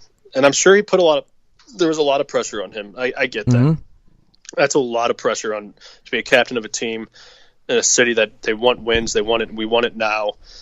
I get that, and I'm sure he put a lot of pressure on himself. And like I said, it's probably maybe why he hasn't been as he wasn't always as excited and stuff. But dude, you got to suck it up, Buttercup. Yeah. And I think that's just him as a person. I don't think he's a very tough guy to begin with. I will say his season, he's finished off a bit stronger, but and we rip on him. I don't think he's the elite. I don't think he's a top 10 in the league. I'll give him maybe a top 20, but when it comes to leadership, man, he just doesn't. He doesn't have it, and you don't have to be the most vocal. Like Sidney Crosby isn't the most vocal, but the way that guy plays on the ice, you follow that at least. And he wasn't even doing that on the ice. He wasn't leading anywhere. He was, if he was leading anywhere, it was to the bottom. Right. So it's like you said, that guys. I think our little source is right. I think he's more right than a coincidence. Yeah, it's the same. And well, I know he is, but and one last thing about the Blues, real quick, before we get into before we start picking our playoff picks here. We'll say that the defense, Petrangelo's play, let's give him some credit, so just fucking give him criticism. His play lately has been very good. And it has. He's actually staying back on defense a little more than he is, and I think I think that was the biggest flaw in his game, is that like he didn't stay back. How many times have we seen him out of position? Like, oh god, he was out of position so much. He's kind of gotten it a little more under control than earlier this year. Holy fuck, dude, it was horrible, man. If you go back and look at these goals that were scored against us, how many times that fucking Pietrangelo is out of position? It's insane. Yeah. He's chasing a guy in our own zone while, like, it's like, dude, you can't chase a guy like that. Like, you gotta kind of stay in your position here and let the fucking offensive players back check and chase him. Like, or he'd go and chase a guy that's already being kind of covered by the other defenseman. It's like, whoa, wait, man, you gotta take care of the in front of the net. I agree. Like, we do rip on him a lot, but there are. I think he's a good defenseman. I really think he's good, but he need to find he need just be a steady defenseman. He needs the balance. I think he needs that balance. Like, he's either one or the other. I think he needs to maybe lose that mindset of being the skilled forwardish defenseman kind of guy that I think he tries to be. Yeah. And he just needs to be steady, almost like obviously he will never be, but like Nick Lindstrom. Granted, he's Nick Lindstrom, but I think he was more of a steady than anything, and the game it came to him, and he was able to, also put up a lot of points. But I think defensively, he was just steady. He knew where to be in what spot, and I think Pietrangelo's kind of realizing that, like, okay, I don't need to always have the puck in our zone, right? Because I am skilled. I need to be in my position. I need to take care of the net first. Take care of the net first. And then if I can get to the puck, get the puck. Yeah, I think you're right. I think to say he found that balance in his game a little bit more, and I'm fine with that. I don't care if you ever win a goddamn Norris. Just be steady, man. Right. And I find it funny that you just brought up Nick Lindstrom, because I always wondered how Nick Lindstrom would play away from that really good Detroit Red Wings team. I wonder how his play would be if he didn't have like that all-star Detroit team. Like, with him. I've always wondered because I thought he was good. I didn't think he was like never thought. I don't know why, and maybe it's just because I was younger and like didn't like Detroit because I'm a Blues fan. I love Detroit because, oh, dude, I mean, I loved Brendan Shanahan. Don't get me wrong, I still love Shanahan, but I don't know. Lindstrom to me was always like a guy who just like I felt like just kind of got by, but at the same time, now that I look back on it, he was just fucking consistent. And just like he was simple. He's very thank you. That's the word I was going for. He's very simple, very fucking simple, and that's why I always wanted to see how he would do, like on a team like the Blues, for example. Let's just use the Blues. Like, would his play still be there, or was he just that good because he had so much talent surrounding him? Right. I think that definitely helped play a part in him winning. What he won, like 3 Norrises or something like that, and that definitely does play a huge part. But I still think, even if he didn't win that many Norris, I still think he would be, a top elite defenseman no matter what. Yeah. Because he just kept it so simple. Yeah. But I think that's it. I think that's why I always thought that, because you hit the nail on the head for me. It's how simple he was. He wasn't flashy. He was just not simple. at all. He knew where to put the puck, where to be, if the puck was going somewhere, and when to shoot, when not to shoot, when to pass. He was just smart.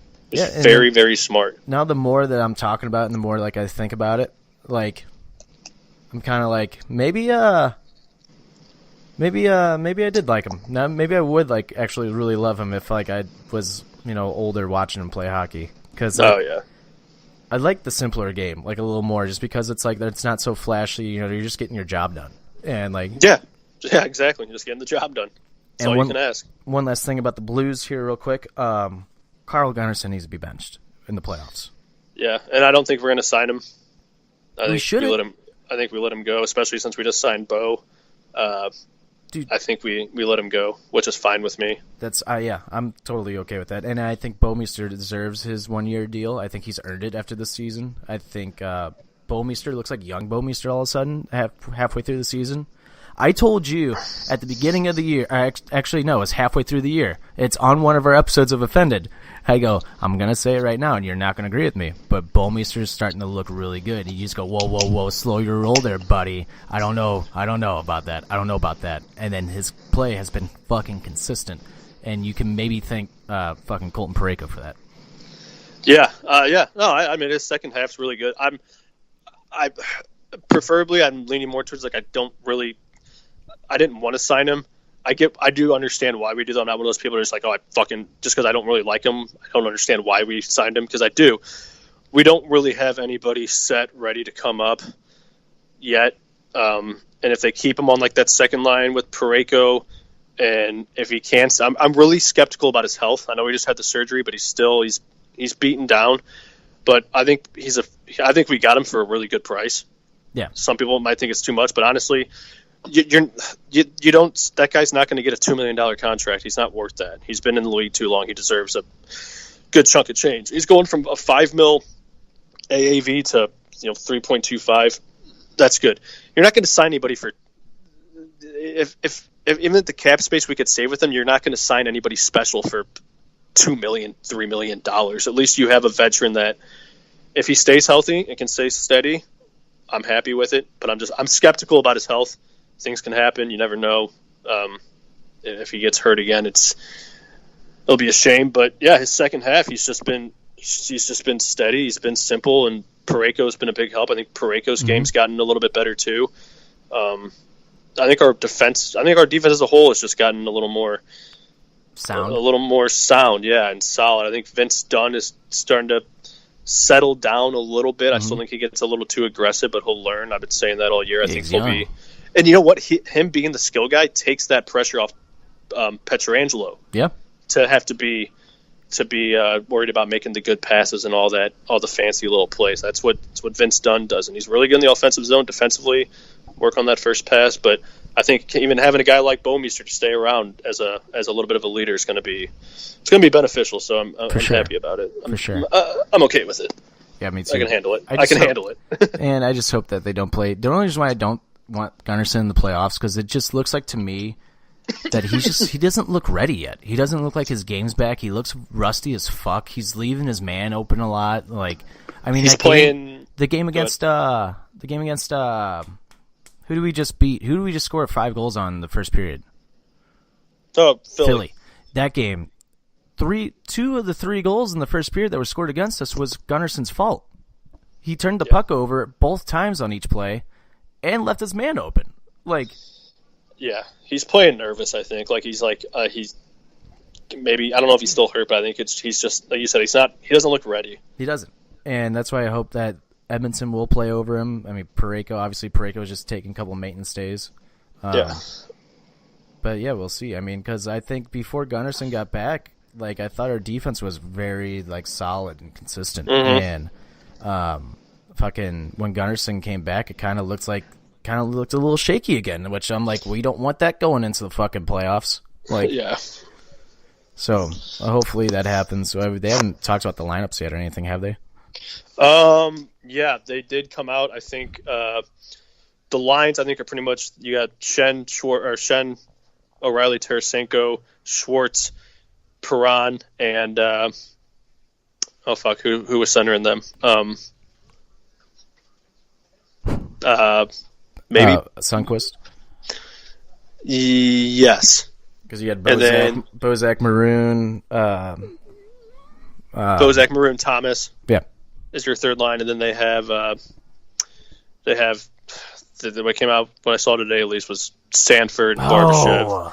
I know, Sanford, Barbashev, and Steen, and then you got Fabs, Thorburn, and I don't mind that, by the way. I think there's another one. I don't mind it. I would rather see other players in front of him play in the playoffs, but I understand what they're doing just in case that this series could get fucking physical. Yeah, so do I. So, and then on D you have it was Dunn, Petro, Parayko, Bo, Bortz.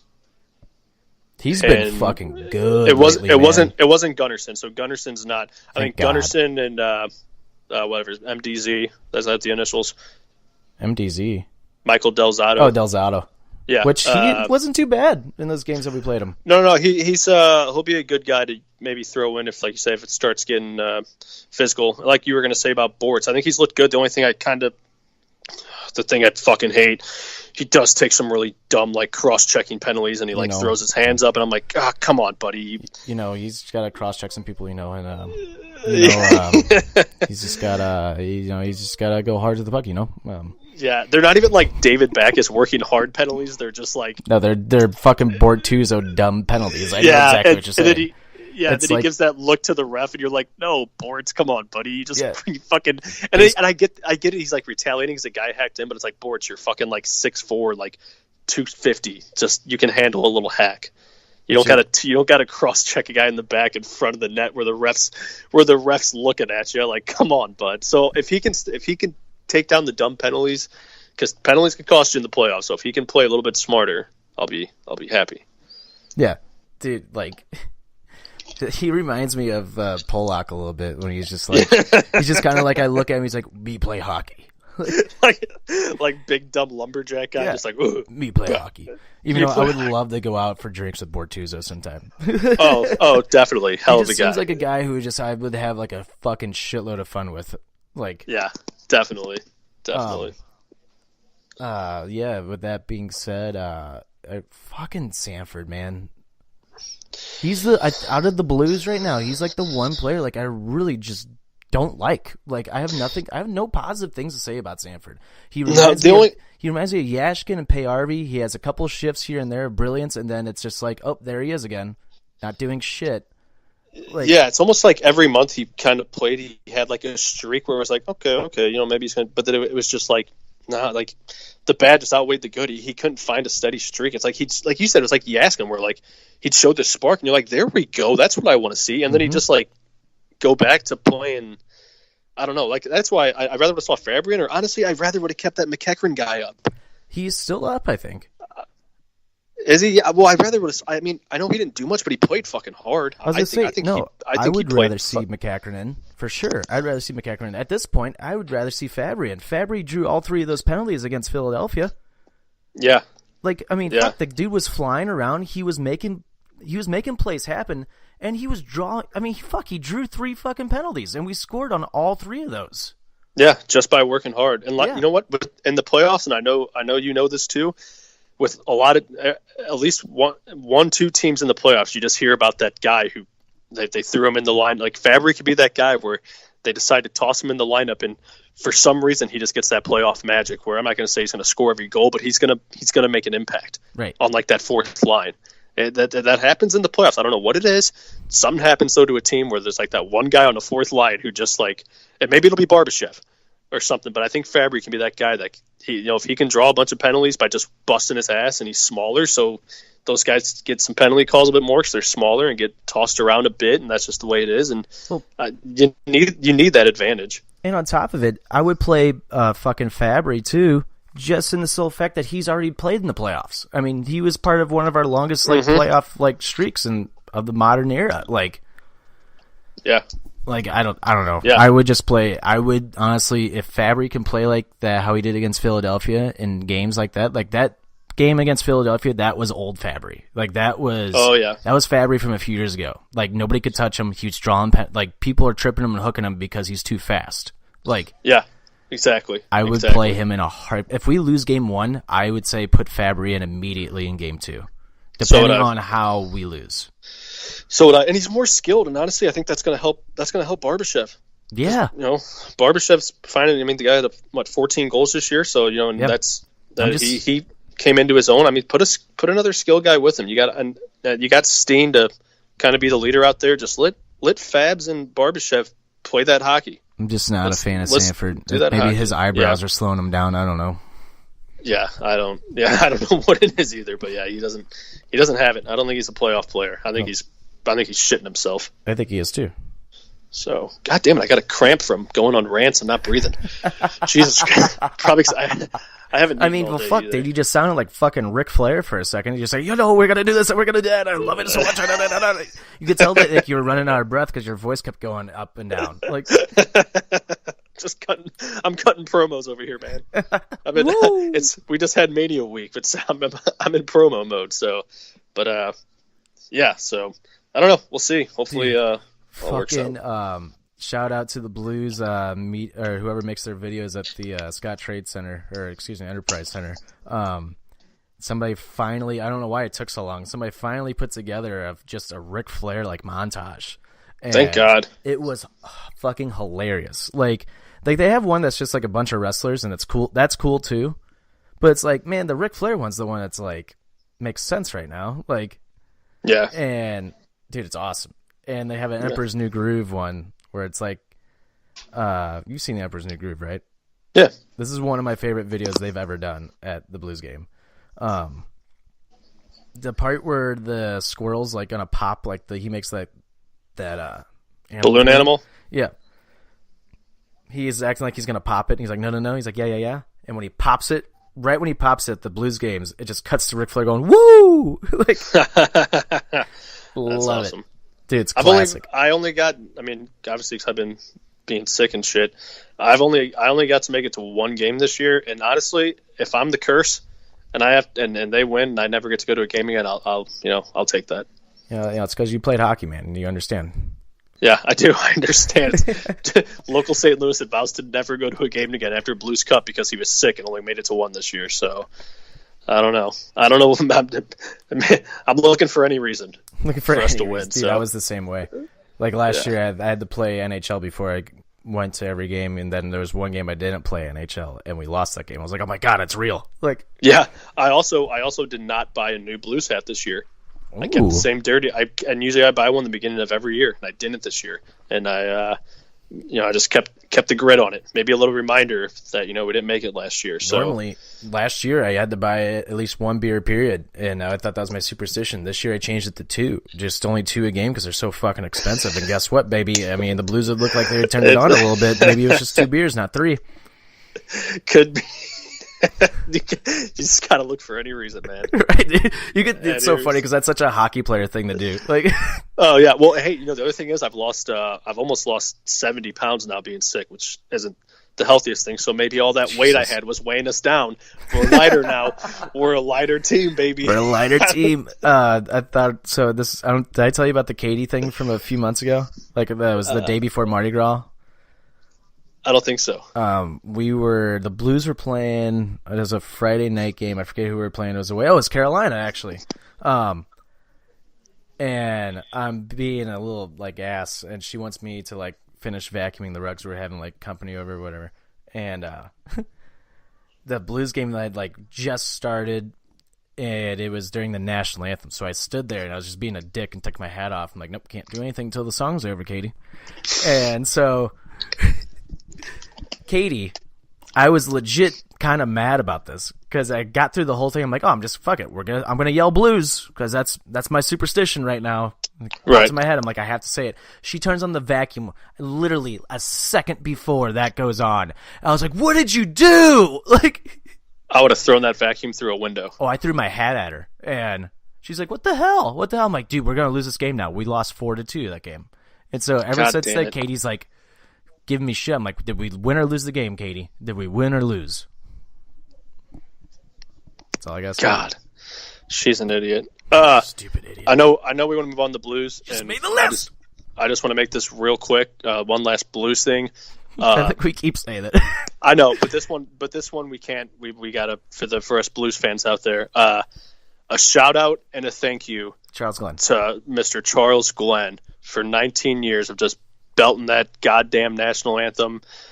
One of the best. I think he got overlooked throughout the league. You always saw on like NHL Network, they'd show all these singers and stuff, but I agree with that. He was a big part of. I mean, some people, I mean, it's not like a reason, but people are like, oh, going to the game. Oh, yes, Charles Glenn's gonna sing the national anthem. I love it. Remember the first time I saw him was like I think the first game that I didn't think he ever did. I'd never forget it. That I was with my uncle and my grandpa and I think my mom, and he came out and sang, and everybody, I swear to God, everybody in the arena, even including us, were like, holy shit, like that guy was fucking awesome. Like, who is that guy? Like, obviously his voice has kind of gone a little downhill in recent years, but he's still good. Yeah. Like, but when he was younger, dude, holy shit, like he had an amazing voice. Like, yeah, really good. I'll never forget, like, everybody in the arena was, even after the first period, we're still talking about Charles Glenn and his voice. Like, who was that guy? Who was that guy? And that kind of jump-started the whole, like, bring him back. Like, yeah, well, he just sang it with such passion. And I mean, obviously, I don't know, but maybe his voice kind of, he announced he's dealing with multiple sclerosis. Mm-hmm. And I know that can affect people in different ways and stuff. So, his health obviously maybe deteriorating, maybe kind of, I don't know how it affects the body actually, but your voice and stuff, I'm sure it's wearing on him. He's getting older and tired. So, yeah. And that's a reason why he's decided not to come back, because that, my mom has that, and that stuff, it like he said, you don't know when, but it can come quick and really, really tear you down. So, he definitely he's earned it to call it how he wants and to be able to spend time with his family, kids, grandkids and stuff. And hopefully the Blues can pull it off for him. Yep. Yeah, I agree. So it's so funny. Like, as a kid, I remember a few games as vividly. It's like a little kid, and that's one of the games I remember like vividly, just because I remember like everybody talking about the singer and not the hockey game, and thought that was cool. And there's a few others, but there's one that sticks out in my mind. It was a Blues Blackhawks game, and it was like very random because the Blues or the Blackhawks this is when they were not good. This is before Taves, Kane. I want to say I was like 10. I want to say I was either from like 10 to maybe 13 years old, and like fucking there was like 4 fights in the stands, and it was awesome. I ate it up, and my uncle and I sat next to this Blackhawks guy, and he's like, I didn't think, like, it was his first time being in St. Louis, and he was by himself because his friends were like had a seat somewhere else, and he looked at us and he's like, I've never been here before. I didn't know it was like this here. And my uncle's like, it's normally not, dude. It's not at all. Like, it hasn't been like this in years. And since the fucking arena. Yes, my uncle's like, it hasn't been like this since the 80s. And like, the guy was like legit scared. My uncle's like, dude, we're not like that. We don't care. And the guys behind's like, yeah, dude, you're fine, because he was by himself. Because there was legit like fights like throughout the game. Like it was awesome. And so we just sat there and made friends with them, and we all just like we're kicking back, just like, yeah, this is fucking sweet. Like, oh, there's another one. Like it was awesome. I'll never forget that game. Man, it's good stuff. Good stuff. All right, let's get into it. One more thing about yeah. It's all right. A lot of St. Louis listeners, I feel like, listen to this just to hear us talk shit on the Blues or whatever. Yeah. So but yeah, let's get into I actually just filled out my bracket last night on the NHL bracket challenge. I haven't done it yet. You better get on it. You only got till tomorrow. Yeah. That's a good point, actually. So we're gonna go through each team here, or each round series. Yeah. We're gonna go through the first. So we're gonna go through all the series first, and then when we're done with that, then we'll get into picking our picks throughout the rest of the playoffs. Because I feel like we'll talk about the teams a little bit, not a lot. So I feel like we did most of that already, but that way it'll speed this process up a little bit. Cool. Until we get to the Blues again, we'll be like, all right, then we'll talk about this. But all right, let's start with New York and Pittsburgh. New York Islanders, Pittsburgh Penguins. Okay. How do you think this is going to go? I think it's going to go deep, and I think the Islanders are going to pull it off. Yeah. Wow. Really? Yeah. I don't know. I'm not big on looking back at. I'll put it. I'm really big on like the playoffs. It's a whole new season. I scrap every statistic from the fucking regular season, which sounds dumb to do, but I think it's going to go 6, and I think it's going to be the Islanders. Interesting. Yeah, I think it's going to be it's going to be a battle. I don't know. It was tough for me to pick them, but I don't know. The Islanders have found something. They have found ways to win somehow. Even though I think I don't think they're that great of a team. Mm-hmm. I mean, obviously they got the points this year and stuff, but I don't know. I think they somehow pull it out in the first round. Do you think it's going to go? You think it's going to be easy for the Pens? I'm going to go Pittsburgh in 5. Okay. The only reason why I say this is because, and Chicklets kind of brought this up the other day, and I agree with it because this is what I said last year about the Capitals. Said last year the Capitals, I think I said this to you too. I was like, they don't have that media surrounding them right now. Right. Like that, and I think that lifted a weight off their shoulders a little bit. And like they were able to play their own game. You haven't heard fucking shit about Pittsburgh this year. Normal. I mean, and I think they're gonna kind of sneak in, and fucking Crosby's gonna. I think they've been here. They've been here so many times. Yeah, they got that experience. And I don't think the Islanders really have like that experience, number one, and I don't think they have the players to keep up with Crosby, Malkin, Kessel, and the only thing that scares me about them is their goaltending.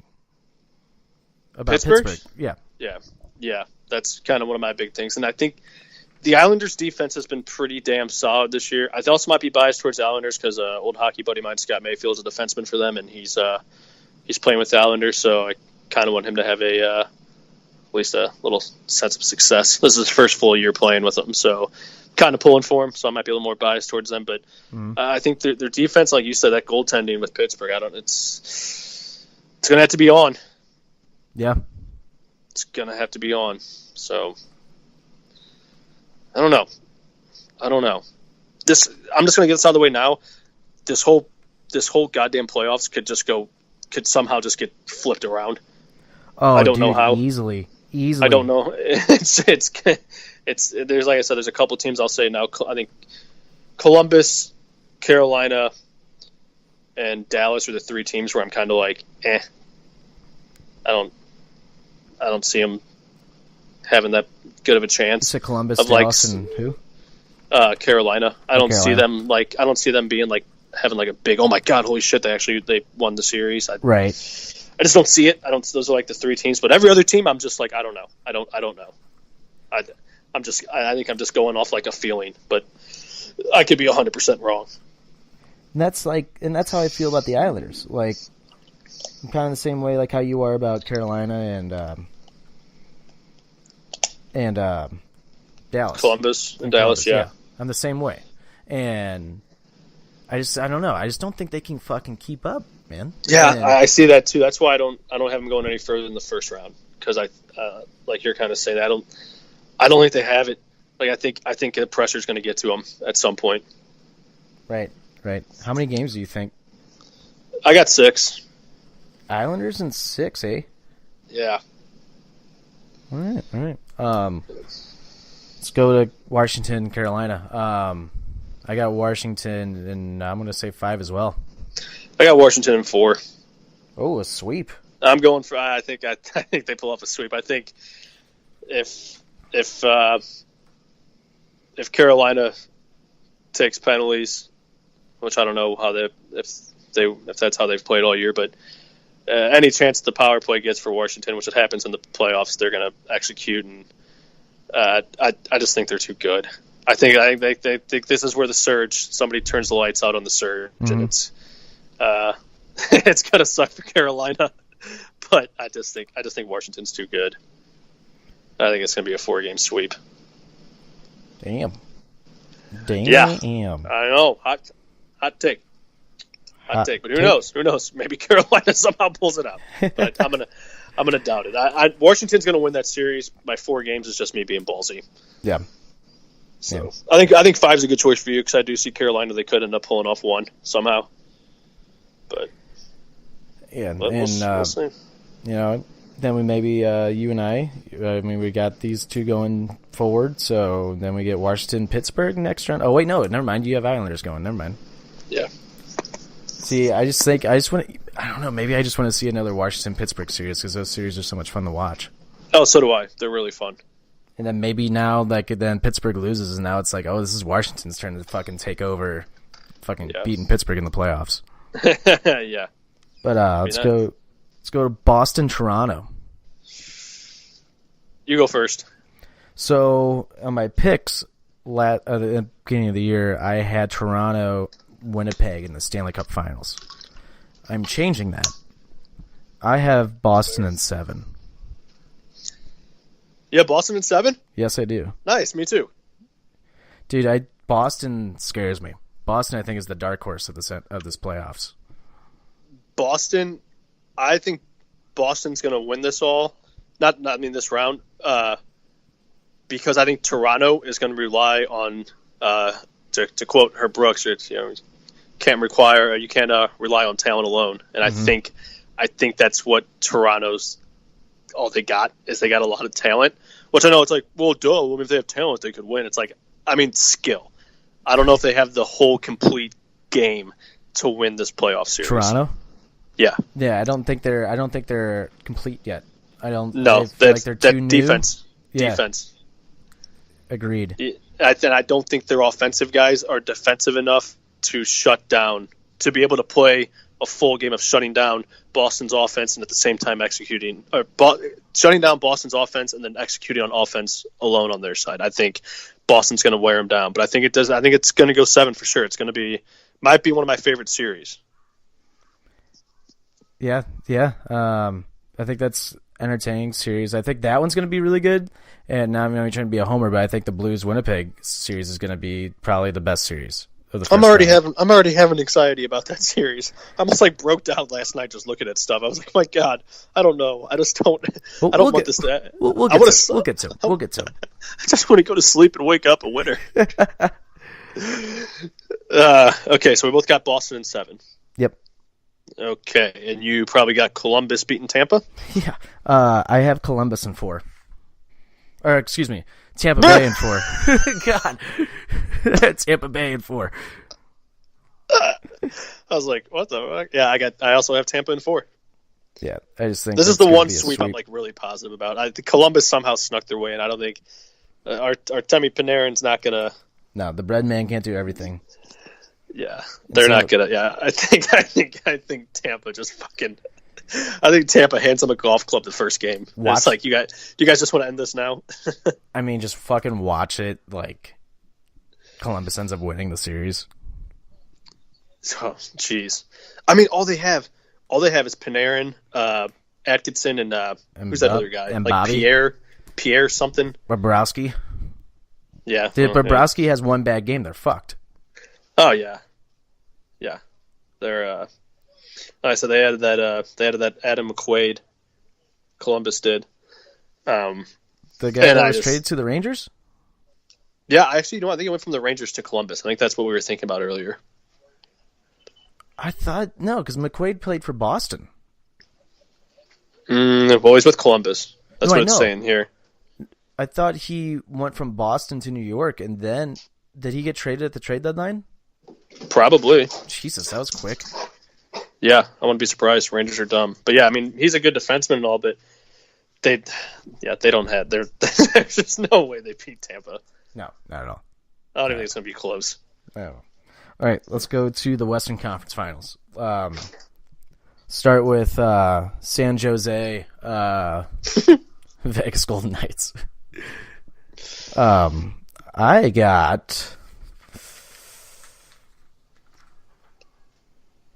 got Vegas in 7. I got Vegas in 6. Ooh. Yeah. I wanted to go 7, but there's something about San Jose that is just, one, if Carlson stays healthy, that's huge. And 2, he hasn't played the last few games, has he? I don't think so. That's the thing. But I think he's going to be ready for the playoffs. So his health is going to be important to that team. But I just don't think they have it. I don't think so either. And they started to trail off at the end of the year. And they're fucking – the thing that really stands out to me is their goaltending. And, like, San Jose's goaltending is not good. Like, no. Even fucking Spittin' Chicklets said it, that Peter DeBoer was saying how he called his goalie out in some, like, post conferences, which you never fucking do. But, like, he was like, we just needed a save tonight. And it's like, god damn, like, that's just not helping that goalie's confidence whatsoever. Yeah, the thing that the Sharks have is their power play is pretty good, but Vegas doesn't take penalties. No, they really don't. Vegas is very smooth. Like, yeah, they have the least amount of penalties in the NHL, don't they? Yeah, it's insane. Yep. And I mean, they have and they have fucking Ryan Reeves on their team. They take the least amount of penalties. Yeah, no kidding. Yeah, but I mean, they have 2 good lines. They got the let's see, got Marchessault, Carlson, Smith, and then even Pacioretty, Stone, and even Peter Paul and Mary Stasny is playing pretty good. So Mark Stone, I think what a fucking pickup for them. No shit. Wasn't he with Minnesota for a while? Am I wrong on that? No, he's with Ottawa. He was with Ottawa? Yeah. Why do I keep thinking of a Stone from Minnesota? I think it was a different Stone, actually. Now that I'm thinking about it, I'm thinking about it. Let me. You know what I'm talking about? I gotta look it up. This is why I wish we had a producer. There was, I know. There was a Stone, I swear, that played for Minnesota. You might be right. Of course, NHL. Fucking NHL.com's no fucking help. Yeah, it's Ottawa, man. Stoner, maybe? Stoner. Yeah, it was Stoner is who you're thinking of. Was there a Stoner? Yeah, there's a Stoner that plays. I think that still plays for Minnesota. Yeah, Clayton Stoner. Okay, There we go. Okay, all right. So I wasn't completely wrong. Well, because I just remember always played at NHL, and I was like, Stoner. Like, just like a douche. Well, because it's like that guy just obviously got called Stoner his whole life. Hey, dude, you smoke? No, dude, I just play hockey. No, dude, just play hockey. I'm trying to get drafted. Stop telling people I get high all the time. But yeah, like you said, Stone, what a pick. What a pickup. But Vegas, I think. I don't think we see the magic run from Vegas this year, but I think they definitely make it out of this round. Yeah. I don't know, man. Their path is pretty fucking easy. I mean, granted, we go to the next matchup. We got Calgary, Colorado. I have Calgary in 5. I also have Calgary in 5. And so, actually, we'll wait to talk about it. Because, Okay. I mean, you and I have the same pick so far. Yeah. So, but, I mean, Calgary, I think Calgary's just going to fucking steamroll through fucking Colorado. I could see Colorado getting one game like how they did last year against Nashville in the first round. But other than that, I just don't see – Colorado just doesn't impress me, like, at all. And I think Calgary is way too good of a hockey team right now. Yeah, Johnny Ham and Cheese, so... Yep.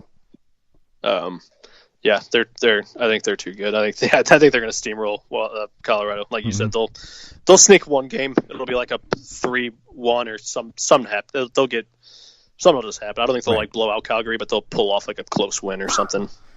Exactly. So let's move on. Nashville, Dallas. This one was a little tough for me because I don't like Dallas. I don't think Dallas is that good, but Nashville has trailed off. But as it's so funny to me, they win the division. They trailed off, but they kind of played a little better at the end of the year. But at the same time, how quickly that we caught up to them in Winnipeg, I think is a very eye-opening thing. And they have the worst power play in the NHL. They have the worst power play in the NHL with all of those key players that they have. Right. And, like, I think so this is why this is a really hard series to predict, because I don't think either team is that great. And it's so fucking weird to say that, because Nashville won the goddamn division. Like, yeah. And it's like... Which honestly doesn't say much in our division right now, because, I mean, it was a 1-point thing, so... Yeah, but, like, at the same time, like, back on what I was saying, like, how quickly... The Blues caught back up, like, very fast, and that was all thanks in part to that 11-game winning streak. But Nashville and the Jets were kind of just floating. Like, they weren't, like, doing anything because they had such a hot start. They jumped ahead so fast, and then halfway through the season and on, they were just kind of steady. Like, they were not really moving, like, at all. No, yeah, and... I'll say for Dallas, like, I don't think they're that good either. But if Ben Bishop is on fire, it's going to be tough for Nashville. He's hard to beat. And Dallas is just like they're an annoying team. You know what I mean by that? They're not going to let you have it simple. No, not at all. Like, you'll probably beat them, but they're going to make you work for it. They'll somehow try to wear you down. But this was a tough kind of pick for me too. I'm going to go Nashville in 6. I have Nashville in 6 as well. Oh, my God, look at us. But I don't think it's going to be – I got Dallas. They're just like a bunch of pests in the playoffs. You're just like, God damn it. Like, right. Like when we played them in 7, it was like, Jesus Christ, we're doing we're beating the shit out of this team, and they're still somehow staying in it. It's like, Jesus Christ, go away. Dude, that series was so frustrating. Like, yeah. We won, but I think people forget the games that we lost were fucking frustrating, like extremely frustrating, because there's 2 games in there that we should have won. Yeah, and you could say the same about the fucking Blackhawks in the series before that, where we were up 3-1. We go to Chicago, and we should have won that game. We should have won Game 6 in Chicago. Yep. And because we were up 3-0, weren't we? Yep. Yeah, we should have never lost that game. Yeah. So. Let's get to it. St. Louis, Winnipeg. It's going to be tough. I do think it's going to be tough. But as I was looking at the stats, Winnipeg, the 3 times Winnipeg beat us were all at the beginning of the year. Mm-hmm. So I think that's a sign right there. We beat them when we started turning our season around, and we beat them pretty good, didn't we? Did we play them the second half? I thought we did. Yeah, because we definitely did. I thought that's where our 1 win came from. I think it was right before we went on that winning streak, or was it during that winning streak? I don't know. I could have sworn I thought I read the last time we played them was like December, but I could be very, very, very, very wrong on that. You're probably right. I mean, anyway, to your point, though, they really haven't seen this Blues. Right, and we haven't seen this Winnipeg, because the last time we played Winnipeg, they were on fire. Winnipeg in the last month and a half have not been good at all. Like, no, they have not been good. And this is what kind of goes back on this whole, like, Nashville thing that I was talking about, too. Like, they trailed off and were just steady. And Winnipeg was so far ahead of us, of the whole fucking division at one point. Like they have not had a good second half at all. Fucking Lane has 3 goals in 19 games. That's fucking horrible. And that's one of the guys that they need to, like, stay on top of his fucking game. Yeah, he went from scoring 40-something goals his rookie year to couldn't find the fucking net. He has 1 goal in his last 6, I think. Yeah. Like, that's not good. That's not a good trend to be going into the playoffs with. No, it isn't. It is not. That's why I got the Blues in 6. Oh, hey, well, guess what, Jim? You got the Blues in 6. Yep. Yeah. I think it's going to be a tough series, but I think we pull it off. I think we do too. For sure. And I will say this. I will not be surprised if we beat them in 5. I wouldn't either. I really wouldn't. I wouldn't either. Mm-hmm. I went with 6 to be on the safe side for my bracket, though. On Chicklets, they said this was going to be the best playoff matchup. They said all 3 of them had it going 7 games. Biz Nasty and Whitney had it going to St. Louis, and AR had it going to Winnipeg. Oh, fuck you, AR. I know. But what's so great, because AR was like, they're a tough team, and fucking it goes to Biz Nasty, and Biz Nasty's like, how can you fucking say they're fucking tough? They had, like, the worst second half of, like, any good team. Like, they've trailed off. They're not playing good hockey right now. And apparently there's some trouble in the locker room going on right now with Winnipeg, like, kind of like resemblance to what the Blues had at the beginning of the year. Yeah. And there was a game, I think it was the last game of the year, maybe, for Winnipeg. I think it was the last game. There was a player, one of their main defensemen that's not Bufflin. Bufflin got mad at the guy for staying on the ice for too long. It was like the last 2 minutes of the game, he never came off the ice, and Bufflin's shift was next. And he never came off the ice, and Bufflin was screaming at him, like, to get off the ice. And apparently they got, like, into it in the locker room, like, really bad. And apparently they have been getting into it in the locker room, like the whole team has been. And Bufflin's just calling out players left and right, apparently. You know what? It sucks to see, but I love to see it right now. yeah, that's something you want to. That's something you want to see like a month before the season's over, or more than that. You don't want to see it. You don't want to see it right before the playoffs. No, not at all. You don't have time to kind of adjust and get back to normal. That's exactly. You're going into the playoffs with not good vibes. So. Not at all. And you know what? As a Blues fan, I love it. But oh yeah, it does suck to see. But you know what? That's showbiz, baby. That's showbiz, baby. All right, so those are our first round matchups. Now we're gonna keep going here and see how good we do when we go to the next round and so on. All right, so let's start with Nashville, St. Louis. Okay, I'm going St. Louis.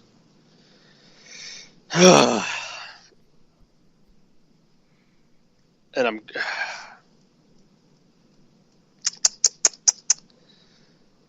I'm gonna say 7.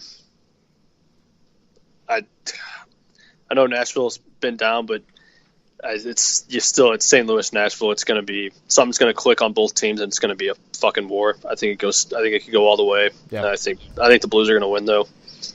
Dude, it's kind of crazy. I'm trying not to get like excited because it's fucking Blues in the playoffs, but I'm just looking at like this Western Conference right now, and like all the teams that we picked, and like even if like our picks aren't right, just looking at these teams, I'm like, fuck, man. If the Blues get past Winnipeg, they have a fucking strong, high possibility going to the fucking finals. Like, for real.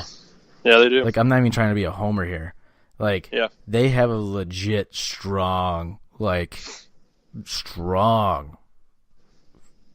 don't even know. I'm getting too excited. No, like, I agree with you. Very strong possibility that could happen. Yeah. Yeah. I mean, they're the hottest team, I think, coming into the playoffs, so. Mm-hmm. I'm going Blues in 5. Okay. I don't know. They just have their number this year, and I think the Blues want to play Nashville. I think we want them.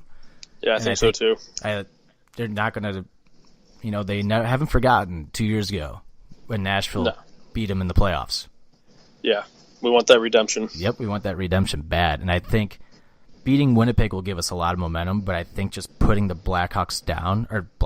putting the fucking Predators down will fucking just give us all that momentum that we need moving forward. Definitely. Yeah, I got St. Louis in 5. Cool. Calgary. We both have Calgary and Vegas. And Vegas. I'm gonna go Vegas in 7. Ooh. Okay. I'm going Calgary in 5. All right. I just think Calgary they're too good of a team. I think somehow they just, I don't know. I think San Jose wears down Vegas a bit, and I think this is where Vegas just kind of gets a taste of playoff loss and gives them a little time to regroup. I think it'll be a good series though. What I say, 5 games. I think. Yeah, Calgary in 5. I think they'll give them good games, but I think Calgary's just they're too good right now. I think they just pull it off. But Vegas, I could see Vegas winning though. Mm-hmm. That's how I'm going to be about the rest of this playoffs. I could see either team winning, except for one, which we'll get to. But yeah, I'm going to go Calgary 5. But I like that Vegas 7 though. If it goes past 5, I'll side with you on Vegas. Because I think if Vegas somehow just keeps going, I feel like the deeper they get into things, somehow they just pull off magic. You think? I think so. Like I think if Calgary has a chance to bury them in like 5 and they don't, I think Vegas just somehow they'll just I don't know. They just got the Vegas luck. Yeah. So, oh man, a 7-game series on that'd be fun. Would be. All right, let's move forward to the Eastern Conference. Let's go to Tampa Bay. We both had Tampa Bay, Boston. Correct. Who are you picking? Tampa 7. I got Boston in 7. Ooh. I think Boston can take them. Honestly, I think they could too, but I'm just pulling for Tampa. It's been my pick from the day one. But yeah, I mean, I have Boston the round previous 7 against Toronto, and I have. We'll see. We'll get into it a little later. We'll get into it. I'll give you my reasons. But fucking Boston, I don't know, man. They just look like that they're ready, and they look like that they're just playoff ready. The thing that scares me about Tampa Bay going into the playoffs is the fact of that they have been clinched in the President's Trophy for a month. Mm-hmm. And granted, they haven't really slowed down their game, but to me, it's almost like, man, you guys are going to be fucking worn down by the time like the season. I just don't think that there's no way that they can keep up their play like this. It's too long to keep it up like this, and like they haven't gone downhill at all this season. There's slumps coming, and I think it's gonna be in the playoffs. Like, and it's not. Yeah, I mean, we've seen in the past, we've seen a team that's just dominated, won the Presidents, and then they lose in the first round. But I think they're too hungry. Mm-hmm. I think they've been that team that's supposed to do, and I think they're too hungry. I do see what you said. I mean, if a slump's going to come, it's going to come in the playoffs, and it's going to be sad to see. Mm-hmm. But I just think they're too hungry. Oof. What a series that would be, I think Boston. I think Boston could wear them down. But I mean, if Tampa Bay is able just to if their offense is, which they've done all year, is able to just put the puck in the back of the net, mm-hmm. it's going to go to Tampa. They just have too much scoring. Right. Let's move on. You had Washington Islanders. I had Washington and Pittsburgh. Mm-hmm. I have Washington beating Pittsburgh in 6. Okay. I'm going to go Washington beating the Islanders in 6. What? Yeah. I think this is where the Islanders, they're like, oh my God, we beat Pittsburgh. And then you're like, oh my God, we have the Capitals. And I think it's just too much for them. Yep. Plus, I fucking really hate Frankie Borelli. So do I. God, he's such like a when they win on Twitter, he thinks like, oh my God, we're the best ball game team. Look at us. And then when they lose, he's like, I don't know. He's like he'll rip his team apart. They might be the worst fans in the NHL. Oh my God, they're so bad. Like legit the worst fans in the NHL. Frankie Borelli is a fucking turd. He's a baby. He is a baby. He's a guy that would talk so much shit and then hide behind like 7 people. And then like, or if like a fight, like, my God, like, yeah, he could talk so much shit to Sean Avery over a phone call, but I would love to see him do it to his face. Oh, he'd shit himself. Oh, he would. Like, he'd shit himself. Frankie Borelli's one guy I would love to just fucking just clock right in the face. I mean, just one stiff punch, like hard fucking right punch right to his face. I can't handle him on Twitter. It's like I said, when they lose, he's like, this team's just like, but then when they win, he's like, we're the best team that's ever been on hockey. I'm like, shut up. Yeah, I love when they had him on Chicklets and fucking, just going back and forth, and Biz Nasty and Whitney were like, Frankie, shut up. Like, Frankie, you're not making any sense, Frankie. Yeah, you don't know what you're talking about. Like Frankie, like, you're kind of coming off like exactly how you thought you would sound. I think Avery said that to him. Yeah. Yeah. But idiot. Yeah. All right, so we have. Oh no, we don't have the same picks. All right, so let's keep in the East. Now we got Tampa. You have Tampa Bay and Washington. Mm-hmm. Who do you got? Tampa. Oh man, I don't even know what I could pick for games here. Like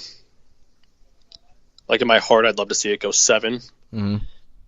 But I think it's a rematch of last year's Eastern Conference Finals. Yeah.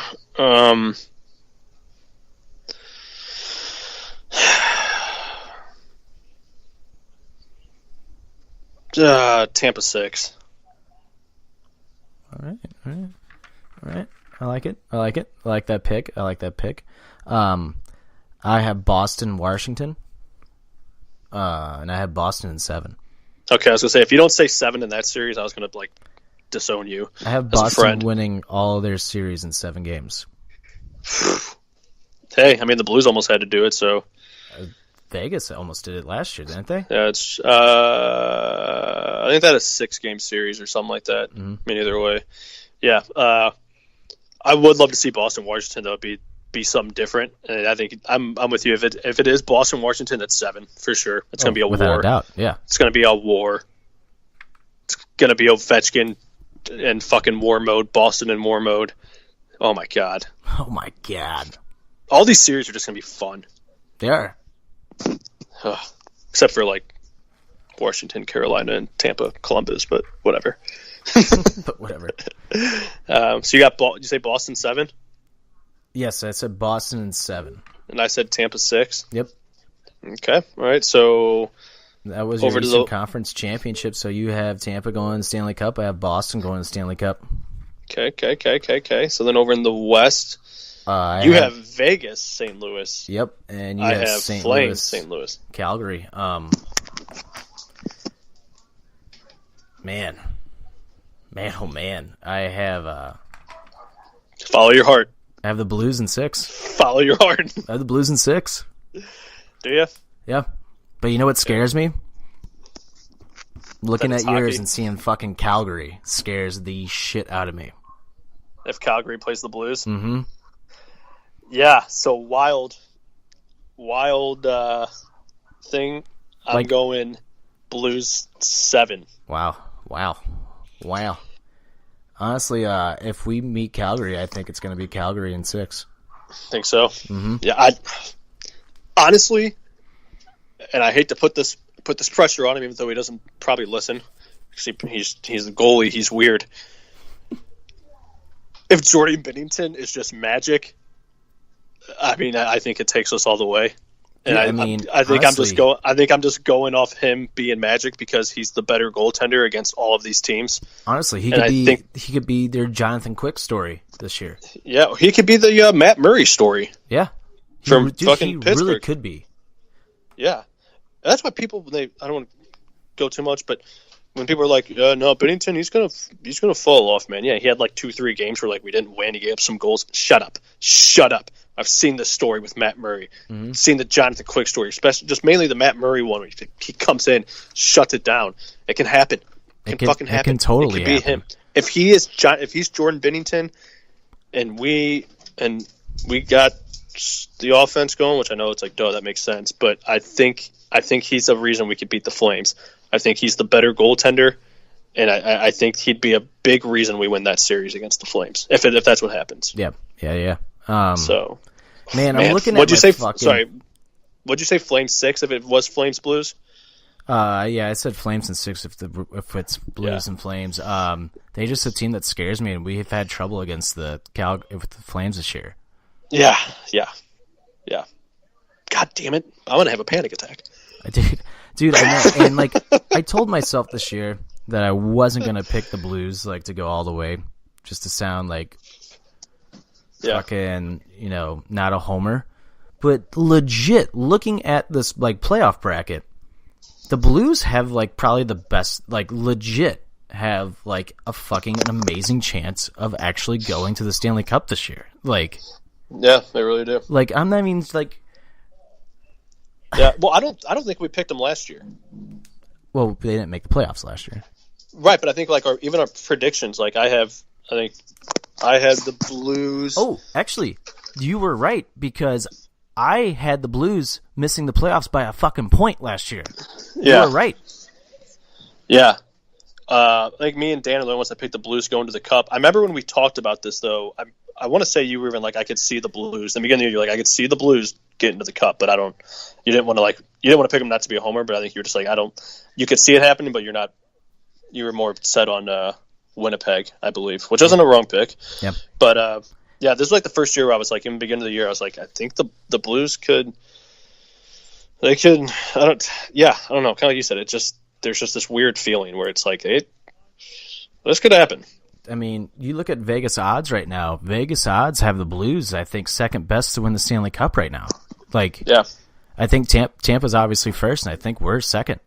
And, like, there's a bunch of different, like, sporting, like, betting sites that have the Blues, like, a heavy, heavy, heavy favorite this year. Mm-hmm. Like, that's saying something to me. Yeah, it really is. So I don't know. Yeah, I'm not picking the goal. I picked them to go all the way right now to my bracket, but it's not even because I'm a homer. It's because I just believe it. We got goaltending right now, and that's huge. And about a month ago, I had Winnipeg in the Stanley Cup. I had Winnipeg, Boston was my finals. That's what I changed from Toronto. I had Winnipeg and Boston. After watching them play this past month, like, they're not going to go far at all. Like, and I'm basing it off of their play right now. And if history shows anything in the NHL, it's whoever catches fire at the end of the year is who wins the Stanley Cup. Yeah. That's who it is. That's always been that way. Always. Mm-hmm. And the fucking Blues have been the hottest team going into the playoffs this year. And when is the last time, if ever, that's happened? Yeah. It's been a while. Yeah. Yes, it has. Instead of catching fire at the beginning of the year, we caught fire at the end for once. And I said that to you at the beginning of the year. I was like, I want the Blues to suck at the beginning of the year. And I don't think I don't think you wanted them to suck as bad as they did, though. No, that was too much. I was like, no, not that much. Like, just a little bit. Take about 20% off of your sucking. Come on, But hey, the storytelling is great. I'm intrigued. Yeah, it is. Yeah. So you have Blues and Tampa Bay in the Stanley Cup. I have Blues and Boston Stanley Cup. What's your pick? I got Tampa. I know. I mean, even the fucking Blues have played Tampa very well this year too. I know, but we've also seen that Tampa. You can beat Tampa down, but they'll make you. You have to work for it. I think I'm going fairy tale here, but I'm going like Tampa 7. I could see it being back and forth. Heartbreaker that would be.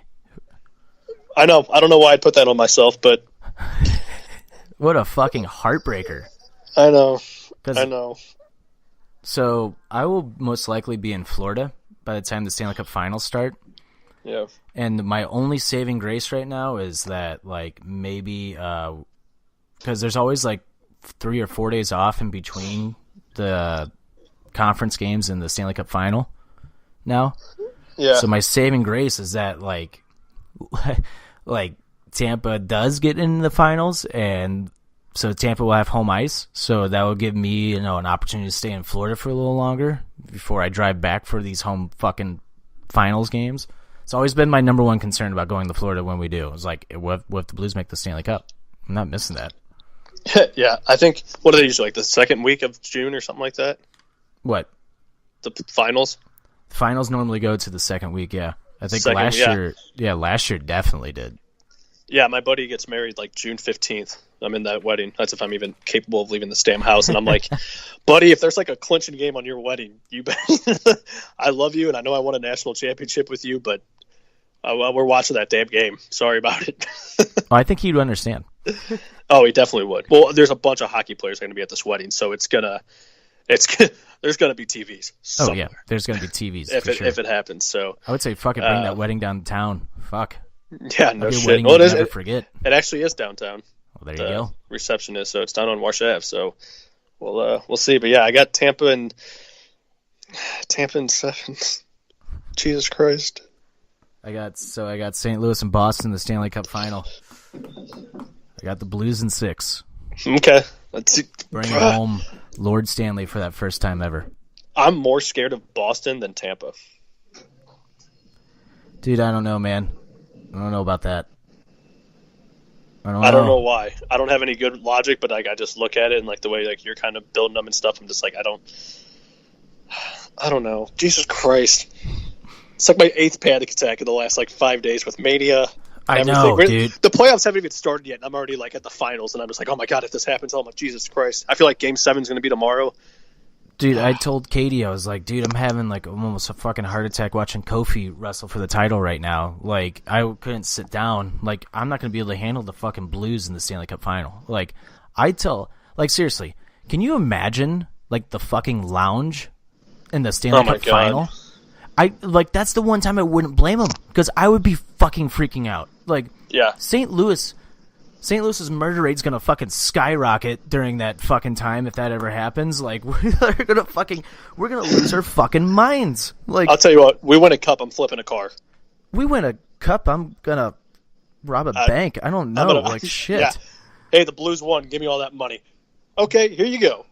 Blues win a Stanley Cup. I'm gonna jump off a building like I'm fucking Batman with a wing gliding suit. Fuck. Yeah, oh shit! Almost lost you there for a sec. That's right. Nice cut, Fox Sports, you fucking idiots.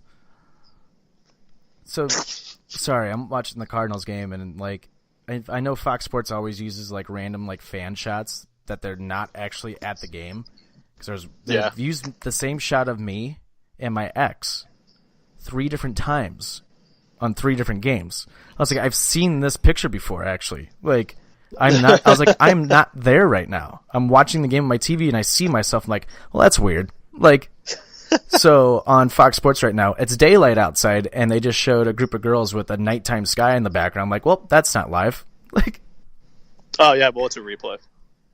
Oh, it should say replay in the top corner. It does. You're right. That's okay. You're right. That's okay. Never mind now. That's okay. Never mind now. But yeah, I don't know. But they do. They still use that anyways, just so everybody knows. If the Blues get to the Cup, I'm gonna cry. I'm gonna cry. I cried in, what was it, 16 or whatever, when we beat Chicago. I cried after that series. I cried after we beat Dallas, like just tears of just like, because I was just so exhausted. It was like with Kofi on Mania on Sunday. Like, he won, and it was just like tears of like relief and just like. I think Kofi's just a little different meaning.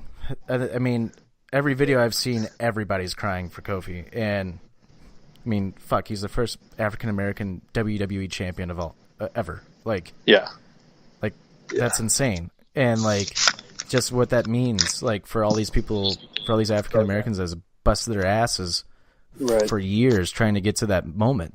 Like, yeah, it's a big deal. I teared up for that. I saw Xavier start tearing up. I fucking started tearing up. It's just a fucking beautiful moment. It's a sad moment, but it's a happy sad. Like, I'm a sucker for moments. What, you just got like really fuzzy. Sorry, I'm trying to get this goddamn stupid for moments. Fucking headphone. Get out of here. But yeah, I'm a sucker for moments. I don't know. I will bawl my eyes out if the Blues win the Stanley Cup. I will cry. I will hug everybody in that arena, and cry. I'll cry for weeks. Yeah, I'll cry for a month. Like, people are making fun of those Carolina Hurricanes fans for crying because they made the playoffs. I'm like, dude, they're fucking passionate. Like, they want their team to do good. Yeah, it's been 10 years since they made it to the playoffs. Yeah. You know, they've had to go through a lot of shit. Yeah. So. And those are our picks. Cool. Either way, I tweeted this. I know you agreed. This might be one of the most intense playoffs I watch.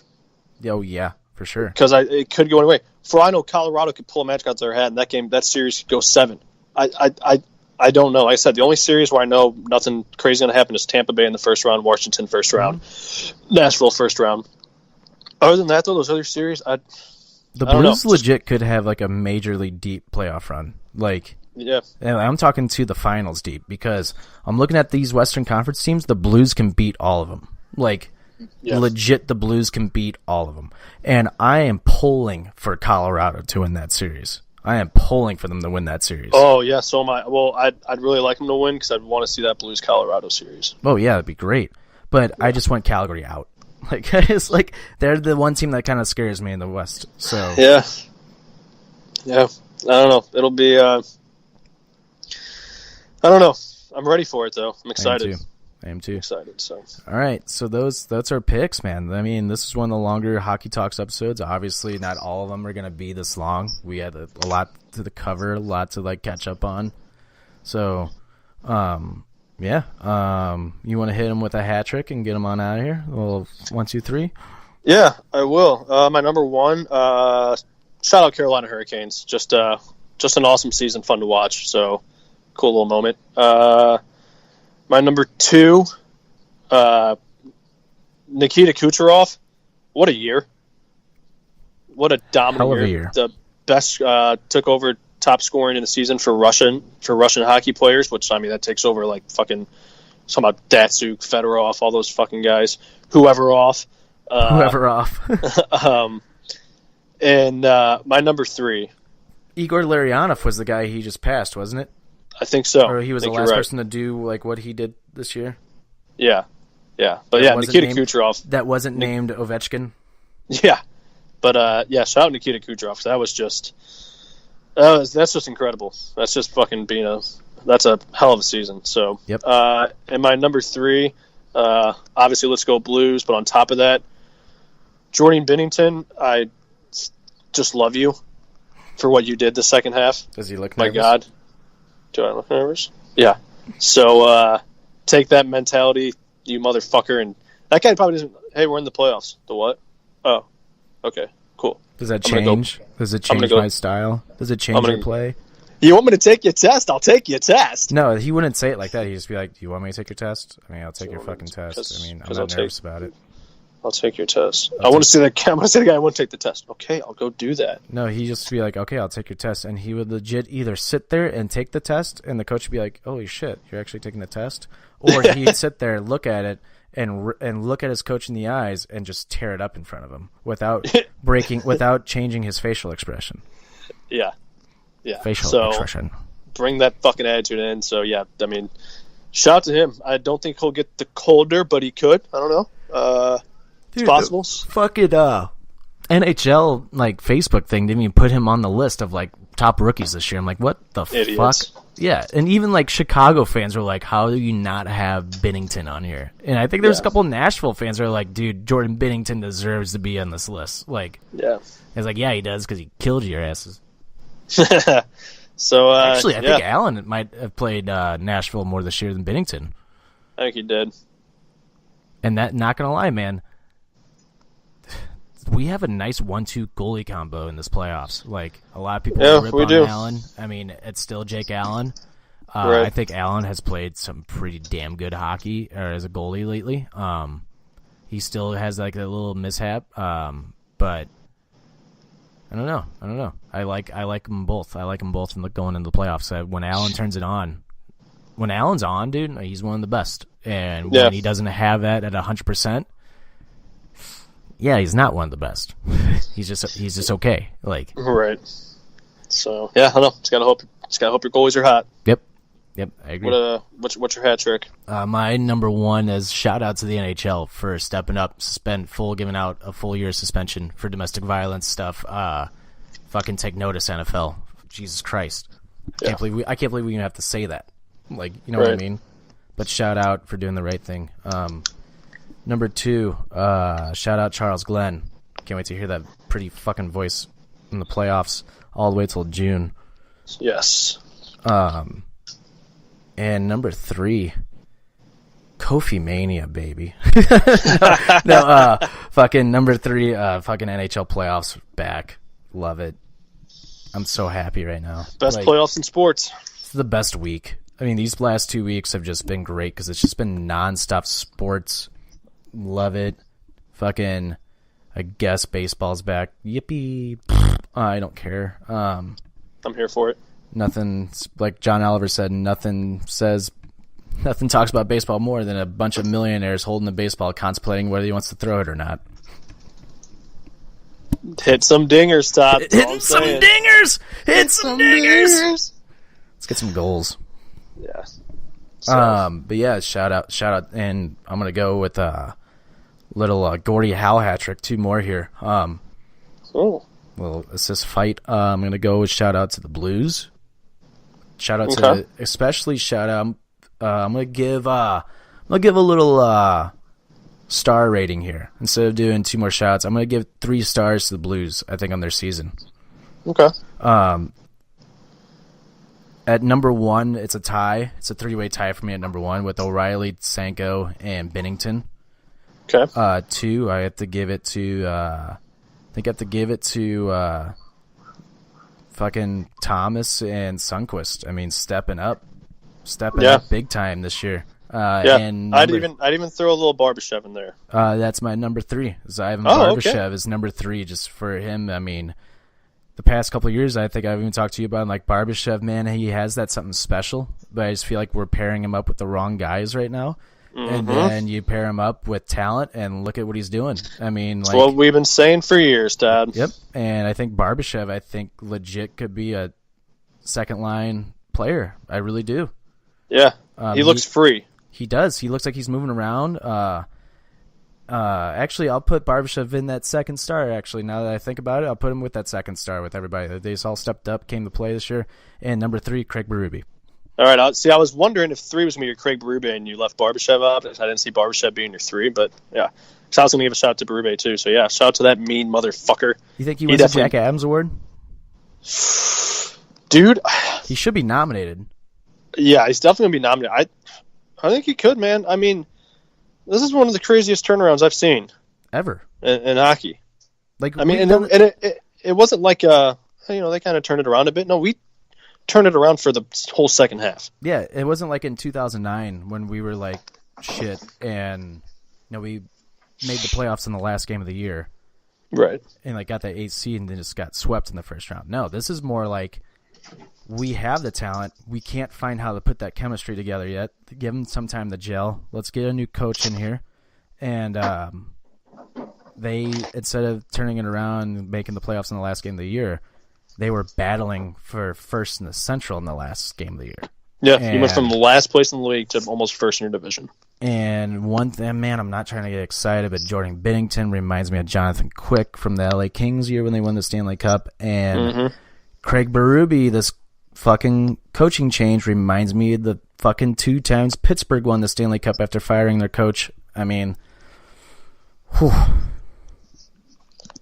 So, I mean, that's all I got to say. I mean, Pittsburgh won 2 Stanley Cups 2 different times after firing their head coach halfway through the year. And I think other teams have done it as well. And I think Daryl Sutter actually came in halfway through the year for the Kings. Yeah, he did. So I mean, it can happen. Yeah, I'm excited. The stars seem to be aligning a little bit, so I'm excited. All I can ask for is just fucking some hard fought hockey. And hey, we got the All-Star game next year, so maybe the NHL is rigged and they're trying to get Seamless to be a big team. I don't know. Just saying. We'll see. But anyway, you can go follow us on Facebook, Instagram, Twitter, and not Snapchat, and Periscope at Offended Pod. You can make sure to go buy our T-shirt at www.prowrestlingtees.com and search Offended. Make sure to listen to our regular podcast show. Our Seinfeld podcast, what we like to call it. It's just called Offended. It's on Apple Podcasts, Spotify, iHeartRadio. And the last time we had a hockey talk, so this hasn't been spoken of yet, we are now have our own Apple Podcast feed. So go ahead and search Offended on Apple Podcasts. We'll come right up. Subscribe. Give us that 5-star rating, baby. Or if you have Spotify, just follow us on there. And you don't have to rate us at all. But, just go do that. Just go. Weekly Wrestling Wrap-Up will be out this week as well on all those. Apple Podcasts, Spotify, or radio. Am I missing anything besides our personal shit? I think you nailed it. All right, and you can go follow me on Twitter, Snapchat, and Instagram at Trick1042. You can follow Stoutsy at Jimmy James 9417 on Instagram and twat, and twat. Jimmy James. James V Stout on Snapchat. Nice. All right, ladies and gentlemen, Blues hockey. Let's go Blues. Happy STL, not STL, Jesus Christ. Happy NHL playoffs. I almost said happy STL playoffs. Happy NHL playoffs, baby. It starts tomorrow. Let's do that hockey. Or tonight if you're listening to it. Let's do that hockey. Let's do that hockey. Let's hit some dingers. Let's go. We'll see you next week. Bye. Goodbye.